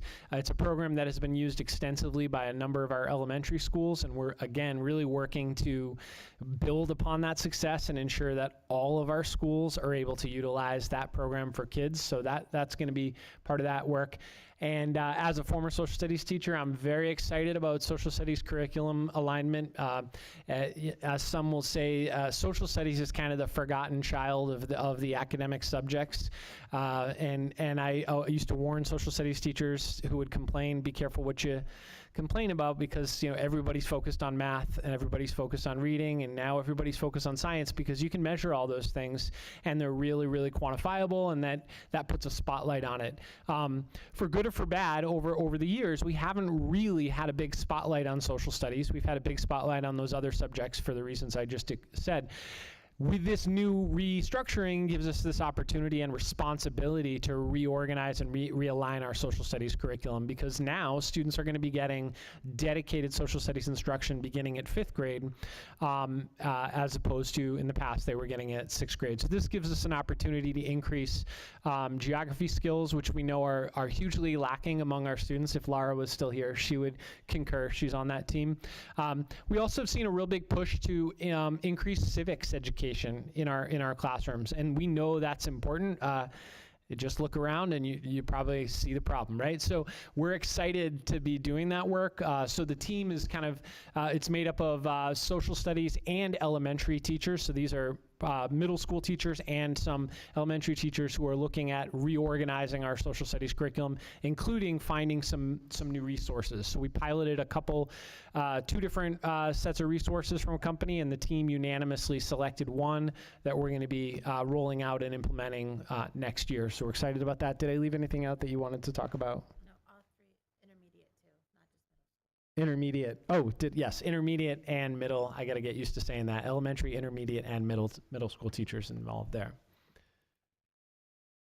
All right, so we spent a lot of time talking about report cards, and in our subcommittee meeting, we talked about one of the goals is to ensure that report cards are clear, transparent, and meaningful for especially parents, right? Because if we think about the purpose of report cards, parents are probably our primary consumers of those reports. We have, and I say report cards, we've actually been calling them learning reports for a year or so now, but I go back and forth between those terms, so I apologize. We are going to be looking really deeply at how can we improve the readability for our parents. We're going to get some feedback from some parent groups. We've already gotten a lot of feedback from teachers and administrators. We also need to get some more feedback from parents. We also need to build in some training, some more training opportunities. Although we did some presentations in the past, I think we need to continue to push out more and more presentations for families about how to understand report cards, how to understand competency-based grading, how to access your child's report card, and ensuring that everybody has the right account set up, because we do live in a world where information is protected, so we've got to password protect all this information that we share with families, but we can't be putting up barriers to that prevent people from accessing that. So a lot of work there is planned right now for summer and fall. I just want to highlight the slow changes. So we recognize that people have given us feedback about how, some changes they'd like to see to report cards to help them become easier to read. What we don't want to do is just quickly switch gears and roll out completely different report cards and almost take a whiplash approach, because that's gonna create a whole new set of problems where people are I just got used to understanding this one, now you've completely changed everything. So we're trying to take that into account and build in some slow changes, some improvements to our reporting. Kim, anything that okay. I hate to have my back to you, but it's the only way I can see the rest of and the screen. All right, so some things that are coming up that we want to talk to you about. So as Kim hinted, we'll be sending out a curriculum newsletter to families and staff coming out in July to give some people some updates and some heads up about some things that will be coming up. As Kim talked about, we're planning some professional learning opportunities for staff members in August. Those will be optional, but we're also going to be paying staff members for those learning sessions. We are continuing to make some revisions to our documents. We're working on report cards. We'll be sending out applications to potential mentor teachers in August to see who's interested in mentoring our new teachers. As we talked in our subcommittee, we get a lot of student data at the end of the school year and into the summer.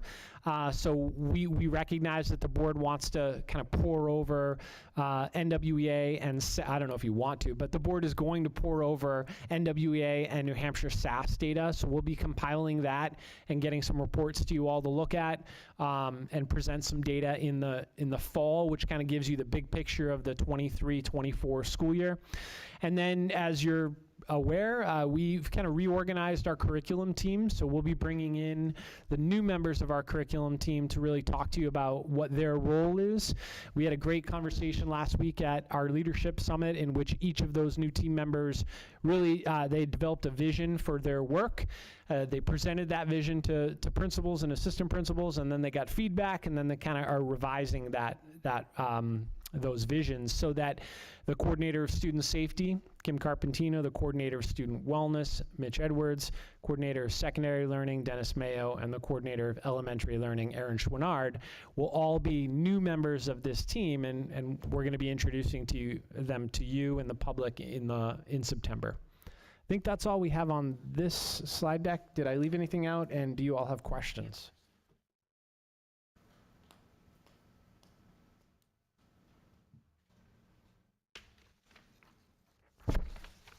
Joe, I got two questions. One's hopefully an easy one. Professional development, we have two groups, 40 and 38. Are those unique teachers or some overlap in that? Most of them are new, and there's only a handful. The responsive classroom teachers are advanced too, so it's another whole session, so they're considered new. Thank you. And then going back to test scores, right? So I know we talk about it, it's one instant in time. I love seeing the goal setting. I think I'm more focused on that. Like I think you talked about being strategic, being consistent. That's the stuff I think, all the other stuff will come out in the wash. But I think I appreciate the thought on, being consistent, doing strategic things versus just saying, hey, we have a test coming up, let's study towards whatever, math or science or whatever it might be. So thank you.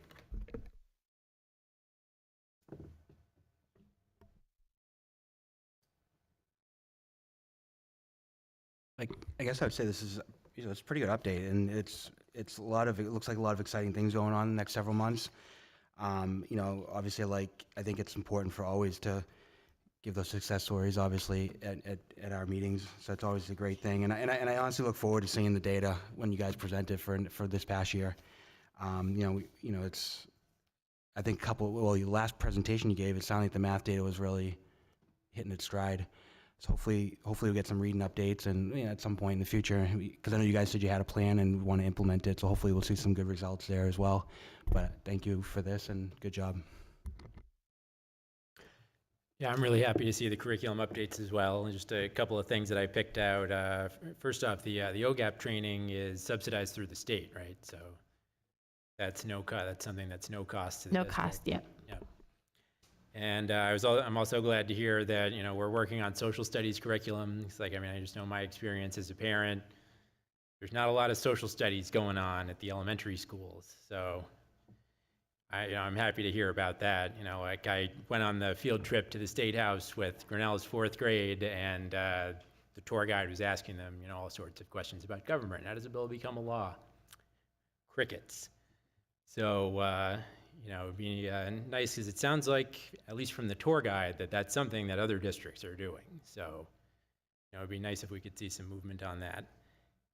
And yeah, also glad to hear, about the report cards. I know for, for people of our age, these report cards that we get nowadays are nothing like the report cards of our youth. So like, if you're getting these report cards and you're not familiar with them, there's a good chance you have no idea what you're looking at. So, the idea of having some training for parents, I think that's going to go a long way.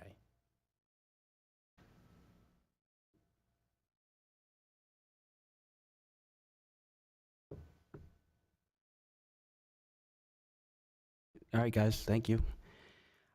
Next, we have facilities. So just a quick thing on this. So I know we talked about, we have a workshop at July 23rd, obviously.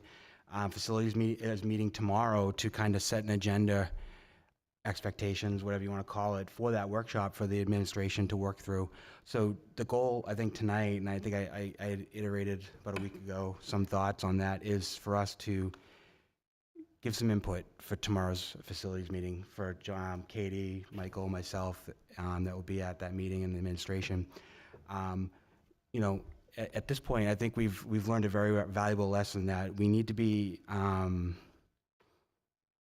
together on the next vote when it comes to capital improvements. And I think I've always said it all along, whether it's privately or in public, that this is one area that we should all be able to get behind and figure out a path forward as a group. 'Cause I think we all know there's needs from a facility perspective that doesn't involve a new school or restructuring. It's just a matter of fixing our current assets. And I think it's really important that at this point in time that as we move forward to that July 23rd meeting and come out of that meeting with some sort of path forward, that we're all in a line to the common goal that we want to get when it comes to March. And I think that will go a long way. Obviously, being realistic expectations on the public.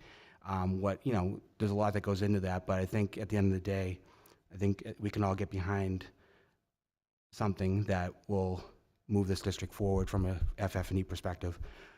So with that being said, what I'd like to do tonight is something a little different. I'd like to start off with the newer members with their thoughts on what their thoughts are on how we proceed. Katie, Wilbert, and then obviously Brenda too. I know you're not new, but there's no secret that we all do. We just need to work together. So I'd like to start off with those guys, and then we'll work our way through to the other board members to give their input as well.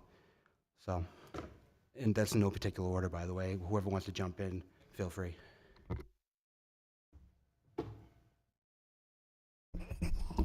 I do think it's interesting that you selected the 3 people to go first that were against what the school board wanted last year, but that's whatever.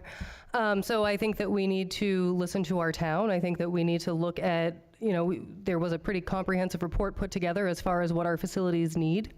It was proposed that we were going to be doing that in 3 different phases, maybe look at our top priorities, which I believe administration was putting together for our meeting tomorrow, and figure out what those top priorities are and figure out how to move those forward.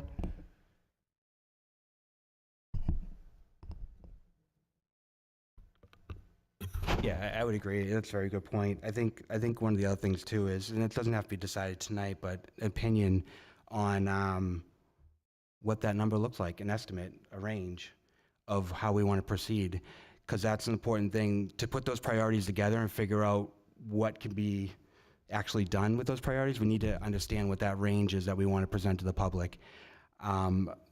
So, whether it's 15 to 20 million, 20 to 25 million. I don't know what the number is right now, but that's really the meat of the conversation, because without that number or range or estimate, it's hard. We know what the priorities are, but we need to pull those priorities together based on an expectation. And I think it's more productive to have the number prior to going in and doing the work, rather than trying to do the work and come back and say, no, this is not what we want, do it again.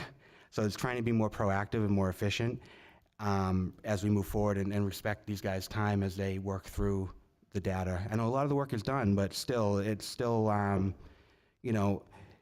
it's stale. Some of the data is stale compared to with the costs, what they are today, what they were last year. You know, we can put an inflationary factor on it, whether it's 7%, or I think the recommended number was, or whatever that number is. So there's a whole bunch of work that needs to go into that as well. So I think understanding what that number looks like and how we bond it. You know, clearly the three-phase bonding approach didn't go over. I mean, it went over well for 52%. It didn't get us to the 60. But you know, there's also how we structure the bond as well as we move forward. So, you know, some input around that area would really go a long way as well. So I'm of a different mindset where I don't think it's fair for us to sit here right now and just throw out a number. We need to reevaluate what's in those reports, find out where that money is going to be put, and then find our number. And that's exactly what I was going to say. How do we come up with a number when we don't know what the plan is or what, you know, I really am so sad that we can't listen to each other, whether we agree or not, and not roll our eyes and not make faces. I'm kind of tired of it, honestly. But I'm still going to say what I think. I don't know how we come up with a number without knowing what we're doing. I don't know all the things that have been done. I know that maintenance and our custodial staff have been working really hard on that report and to, you know, to complete tasks that are in it. So that matters moving forward, along with the facilities. So in my opinion, we need to know what's been done to be able to move forward with maintenance, general maintenance, because I don't know all that they've done. I actually spent some time with Jeremy last week. Really glad I did. They are working really hard and they're making a lot of updates and changes that are fabulous. But I don't know totally what's been done, and I don't know totally what needs to be done. And like you said, data's changed, numbers have changed, supply chains have changed. How do we come up with a dollar amount that matches all of those things right now? I don't know the answer to that. I don't think we're going to have a dollar amount tonight. You know, I mean, to be, yeah, a range. I mean, to be, yeah, quite honest. But I mean, what I've talked about in our facilities meetings, that what we need to do is we need to go back to those lists, you know, of the projects from Jobin and other, you know, other things that have been put together over the years, and we need to go back through, X out the things that have been completed, because some of those things have been completed. I mean, the report from Jobin is from 2022 at this point. You know, like a number of those things have been done, the flooring and other things. Some of the roofs are going to be done. But, you know, we need to get a comprehensive list and an estimate of how much that's going to cost for everything. And then that's when you need to start talking about a number.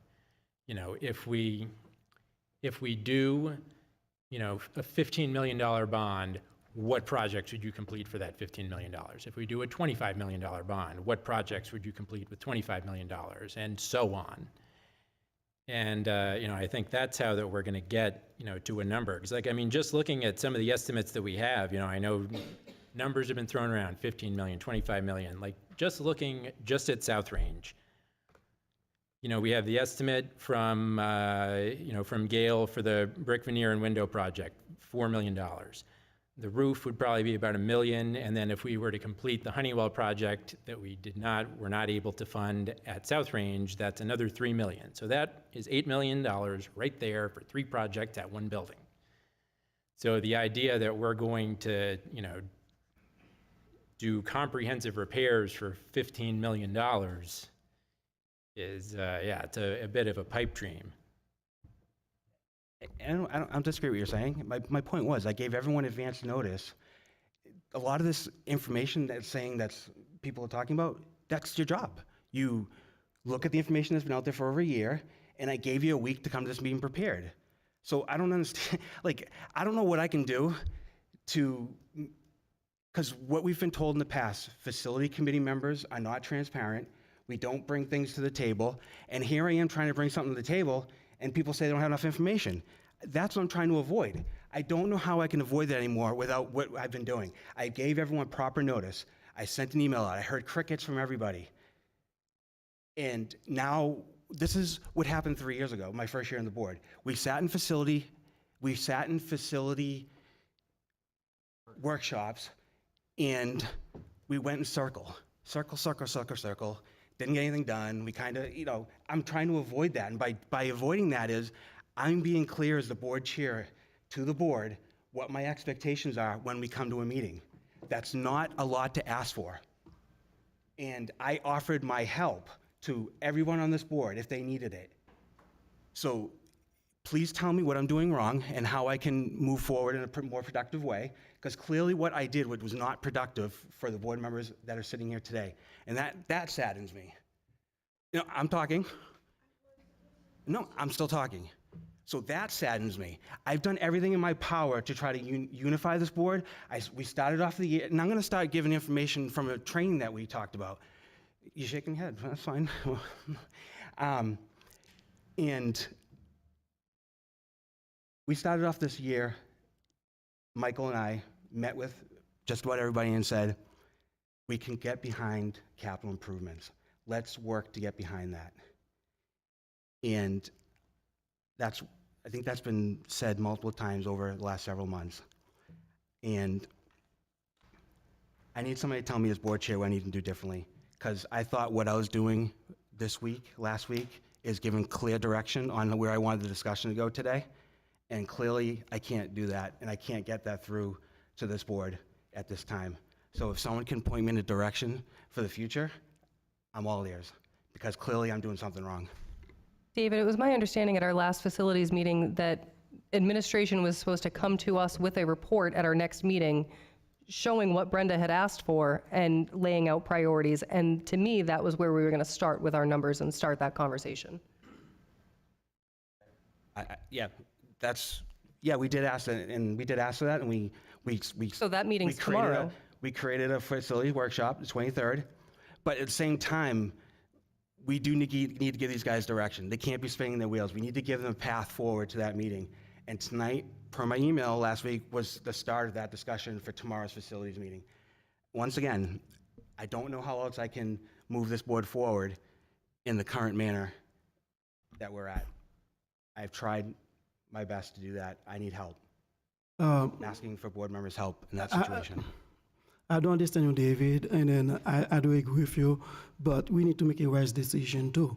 Not because the other party is in a wash, so we have to put ourselves in this spot, not to make a wise decision. So Katie say, I think we should wait for something so we can go from there. So let's say I'm gonna buy a car, I need to know what I'm gonna buy. So I can say I'm gonna buy Range Rover, so I'm gonna pay $120,000 for it when the car costs less than that. So basically, I need to know exactly what I need to do. So I think we understand your frustration, but at the same time, we should understand us too. But I've been on this board for 2.5 years, and I've seen the same thing carry over and over again. I'm trying something different, and that's not working either. I'm at a loss, Wilbert. We're all adults here, right? We all can do research. We can all look up prior information. And that's what we need to do as a board. That's the expectation. When I received your email, I did conduct some research. I don't even know where to start. I called you on Friday and said, I'll help you start. I never heard back from you. I'm sorry to air dirty laundry right now. I know. I'm tired of the excuses. I've offered my assistance to everyone in this That's board. the reason I returned you the call, because I don't know where to start. I don't even know what to say to you. So, that's fine. I don't know. I came prepared tonight.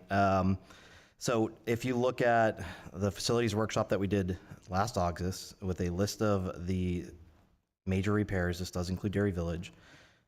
If you remove Derry Village and the priority years 5 through 10, or whatever, stage 3, whatever year, that total amount for the remainder, or for those schools, is $23.5 million. It does not include, I think, what Michael said as far as the $4 million for facade work at South Range, as well as there's quite a few things in there that aren't, but that's the biggest ticket item.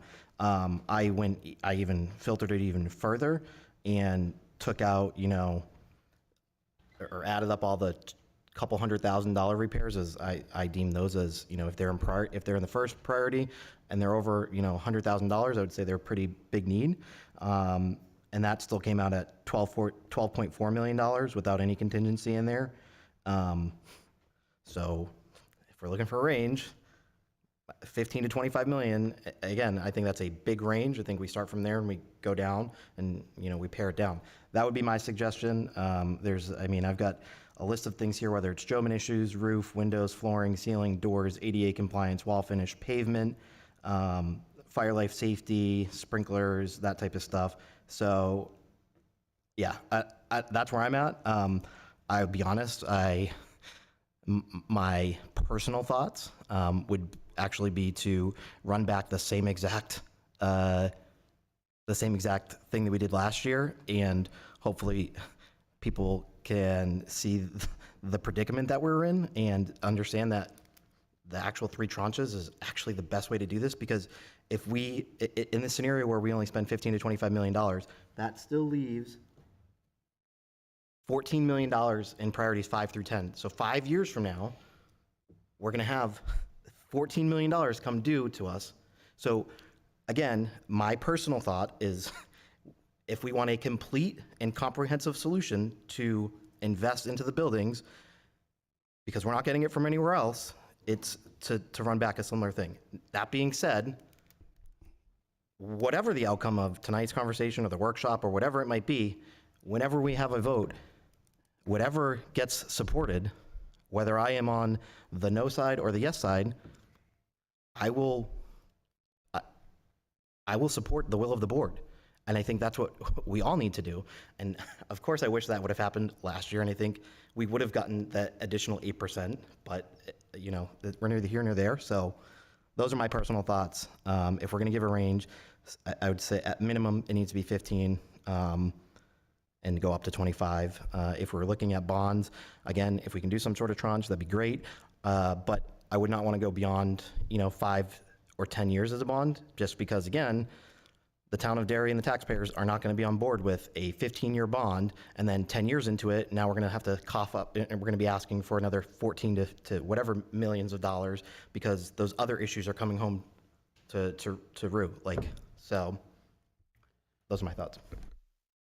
I would lean toward agreeing with Jonathan. I think, we know the work that is needed, and whatever we decide to go forward with this year, it's not going away. If we only do a handful of projects for $15 million or whatever, we're just kicking the can down the road again. All those projects that aren't covered by that bond are just going to end up being the responsibility of another board in 5 years or 10 years or 15 years or whatever that may be. So I'm in the same camp. The work's not going away. No doubt Jeremy and team are doing an outstanding job of taking care of the projects that they have funds to do. They have all along. I know it's been said over and over again that the district isn't taking care of the buildings and we're not upkeeping with maintenance and things like that. We have to remember that this is capital improvements, capital repairs. I'm not going to rehash what both of these guys said, but this work isn't going away. And oh, by the way, there's going to be things that come up on the tail end. I think, having sat on that committee last year, I think what we need to do better this year is explain exactly what's happening. So whatever we decide and whatever the administration brings forward for the capital improvements, we need to do a better job, because we didn't do a good enough job last year of explaining where the dollars were going. And I think that's what will help us close the gap from 52 to 60% or better, is really laying out exactly what each project means, the dollars that are going to each project, and what's happening. Because truth be told, if we put 10 or 15 million dollars only into the buildings, no one's going to know that anything was ever done, because it's baseline bare minimum stuff. I'm of the mindset that we're going to get one shot to do this over the next 10 or 15 years. We need to be able to do it right and be able to shore up these buildings to at least get us to the next 10 or 15 years. Because we're on a path now that the buildings continue to deteriorate. We see it all the time. There's 1,000 pages in the LaValle report of things. These issues are not going to get any better. They're only going to get worse.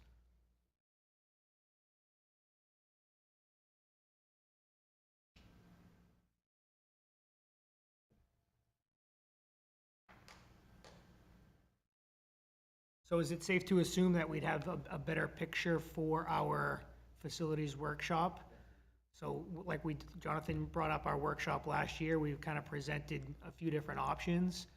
I think it would be beneficial to have some options like we did last year.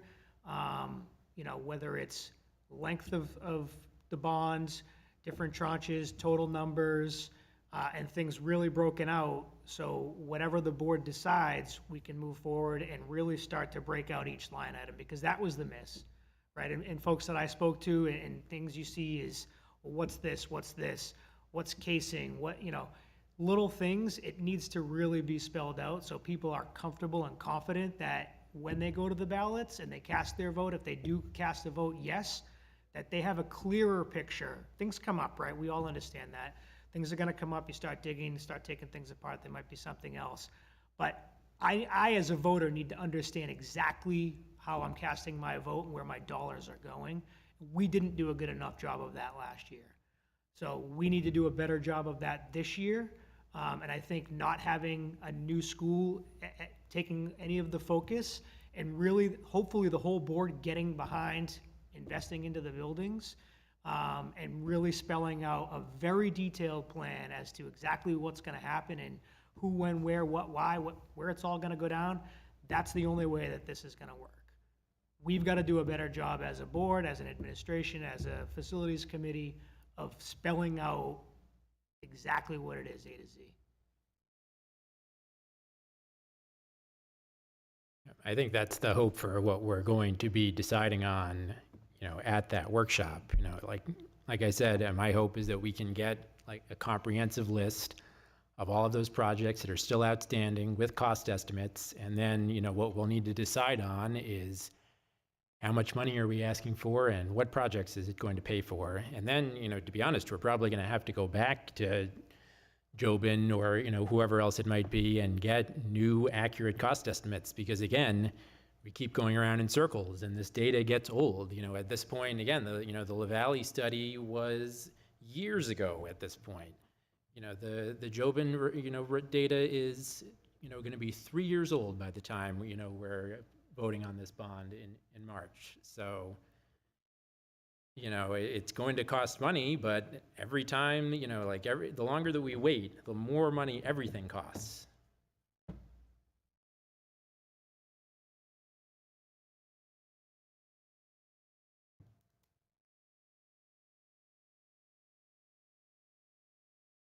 Thank you for the feedback. We'll move on to fiscal advisory appointments. So I just want to say, when we started this process for the fiscal advisory, we had like one returning member. So I want to thank all these people that signed up and, given up their time for a worthy process. So I'll read off the new members. So we have one returning member, Christopher Broom. He has 1 year left. And new members starting this upcoming year, we have Jennifer Thoreau, 1 year term. Tom Carden, 3 year term. Marissa Rousseau, 2 year term. Stephen Barry, 3 year term. Elizabeth Corcoran, 3 year term. Jenna Paradise, 3 year term. Michael Allen, 3 year term. And Jody Nelson, 3 year term. And we have one, so that completes, that's 9 members for our, which we've never, at least in my time, I'm sure we had 9 members in the past, but in the most recent years, we've never had 9 members. So thank you again. And we have Anthony as an alternate for a 3 year term. So once again, thank you very much. And obviously more information will come out to the members over the summer and into the fall. We usually get started. So we'll keep everyone posted on how we're going to proceed. So thank you again. Austin, you get your update. Okay, one thing I forgot on the personnel was to ask the school board for permission so that I can hire during the summer months. This is normally granted by the school board to the superintendent because as we get closer and closer and as the summer months move on, we don't want to lose out on a potential candidate waiting for the next school board meeting. So I would ask the school board to give me permission to hire for the summer months. A motion to grant Austin with the ability to hire during the summer.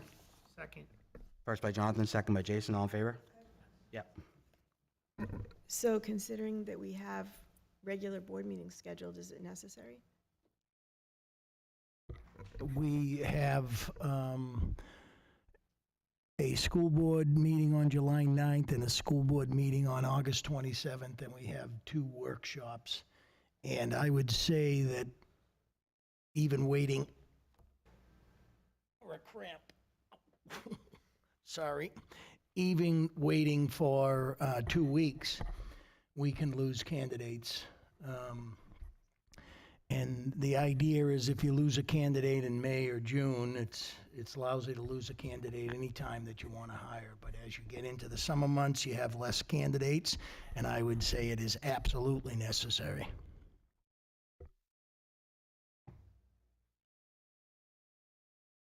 Any other questions before we, all right. All in favor? Aye. Opposed? All right, thank you. I'm sorry, Austin, you still going on your update? I apologize. Okay.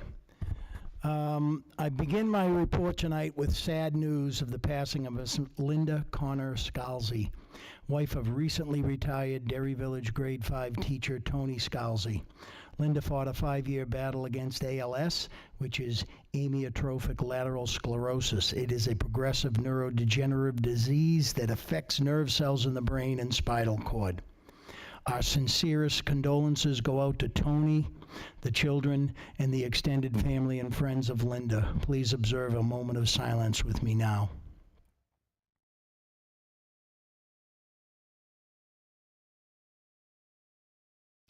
Thank you. On Tuesday, June 11th, both middle schools held their promotion ceremony. Thank you to all the staff who attended, and congratulations to all of the 8th grade students. Both ceremonies were magnificent, and I wish only the best of luck for all of the students who have moved on to high school. The following day, Wednesday, June 12th, was the last day of school for all students in the Derry Early Education Program and kindergarten through 7th grade. I hope all of the students and their families have a wonderful summer, and I look forward to welcoming everyone back rested and re-energized for a new school year. That very next day, Thursday, June 13th, was Staff Transition Day. All school employees spent the day in the school building they will be attending next year, meeting with their colleagues and getting the lay of the land. Everyone appreciated the opportunity to see their new rooms, spend some time with their new grade level teams and departments, school administrators, and to get comfortable with a new routine. The following 2 days were for cleaning, organizing, packing, moving boxes, and all of their personal belongings.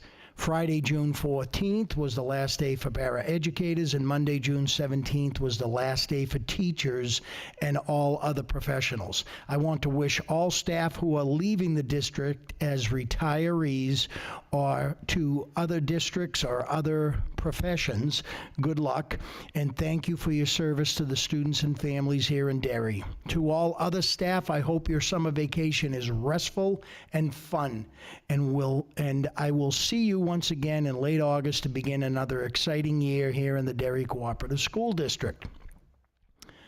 1 week ago today, the administrators met for the annual June Summit, where we wrap up the year that is just finishing and begin to make plans for the upcoming school year.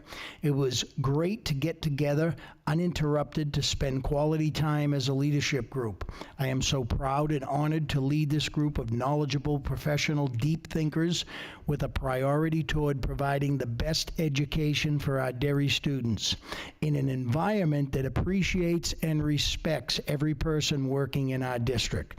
Thank you all for what you have done during this year of so many changes, and although I will see each of you throughout the summer, please find time to relax and enjoy family and friends as we all prepare for an extraordinary 2024-2025 school year.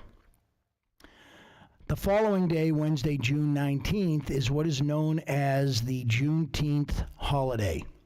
On Freedom's Eve, or the eve of January 1st, 1863, the first watch night services took place. That night, enslaved and free African Americans gathered in churches and private homes all across the country, awaiting news that the Emancipation Proclamation had taken effect. At the stroke of midnight, prayers were answered as all of the enslaved people in the Confederate States were declared legally free. Union soldiers, many of whom were black, marched onto plantations and across cities in the South reading small copies of the Emancipation Proclamation, spreading the news of freedom in the Confederate States. Only through the passing of the 13th Amendment, though, did emancipation actually end slavery throughout the United States. However, not everyone in Confederate territory would immediately be free, even though the Emancipation Proclamation was made effective in 1863. It could not be implemented in places still under Confederate control. As a result, in the westernmost Confederate state of Texas, the enslaved people would not be free until much later. Freedom finally came on June 19th, 1865, when some 2,000 Union troops arrived in Galveston Bay, Texas. The Army announced that the more than 250,000 enslaved black people in the state were free by executive decree, and that is why this day came to be known as Juneteenth. I hope everybody got a chance for some remembrance on those days. And since this is the last, even though it is just beginning to be summer, I wish everybody a fantastic summer. And we will be back here in 2 weeks on Tuesday, July 9th. Thank you, Austin. Before we move forward, I didn't have us vote on the fiscal advisory appointments, so at this point in time, I'll take a motion to accept the appointments for fiscal advisory committee. So moved. First by Brenda, second by Jason. All in favor? Can we have discussion? Yep, sure. Go ahead. Sorry, this, no offense to Anthony, however, my thought is people on the fiscal advisory committee should be of voting age. That's just my one piece of, that's just, yeah, my one piece of input. So, yeah, I think there's the whole policy. The policy needs to be looked at clearly because it doesn't specify whether you have to be a resident or not and all that good stuff. So, so obviously that will be addressed at the next policy meeting. And what I would recommend, over the next several months to the rest of this year, is pick some well, maybe the administration pick some policies and go through them, just kind of do a once-over to figure that we're up to speed and updated on all our policies, because this isn't the first time that we've kind of, things change over the years, so we just need to update them and move forward. So that's what I got. So with that, all in favor on the motion? Aye. Opposed? Nay. All right. Nobody else wants to say aye, so I guess we're 6-1. All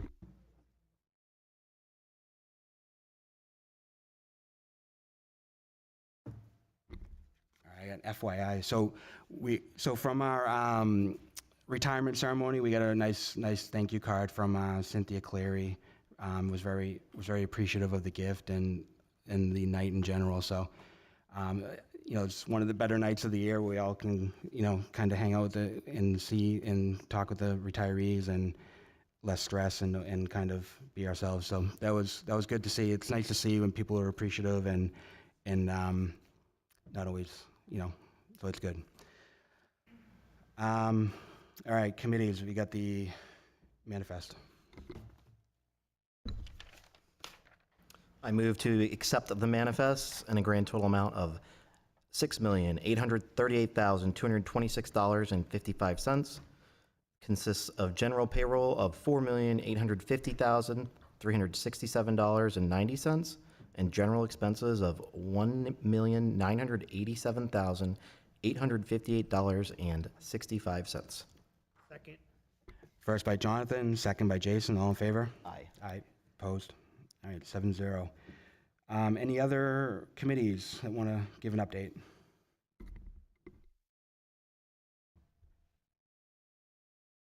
Do we have a date for the next legislative committee yet? Anybody? No? Okay.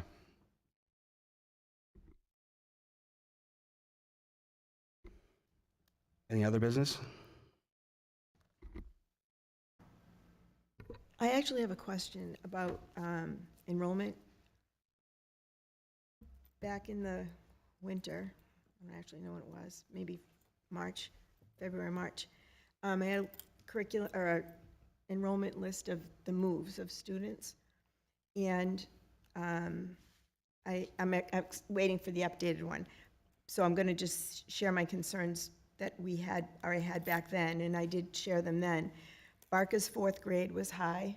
I don't know if they're still high or if they've lost students or gained students, but it's a concern. East Derry's 3rd grade and South Range's 2nd grade all were high, and if they had move-ins, they would be of concern. Barca especially at this point, just knowing what I knew back then, not putting anything forward that I don't know for sure. But Barca had classes of 26 and 25.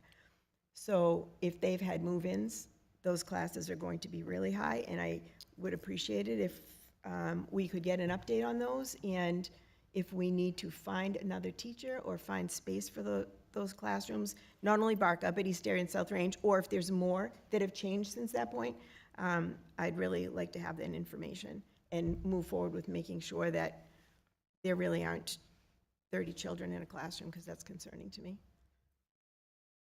Welcome. And something else I want to mention, because I've had a lot of people asking me this question. The value that I wanted to get for our properties needs to be done by a New Hampshire licensed certified appraiser for non-residential property. That is a big factor in how we move forward with whatever we're doing. I know it costs money.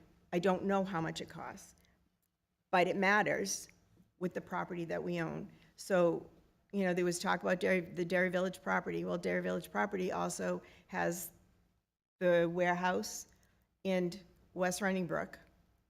We also have the SAU, and I don't think we have a clear, real appraisal of our property. I think we asked Jane the last meeting to go forward with that. With that kind of an appraisal? Yeah. Okay, The full appraisal. Okay, 'Cause I think awesome. a few Thank of you. us shared the same concern. okay, of- thank you. Yeah.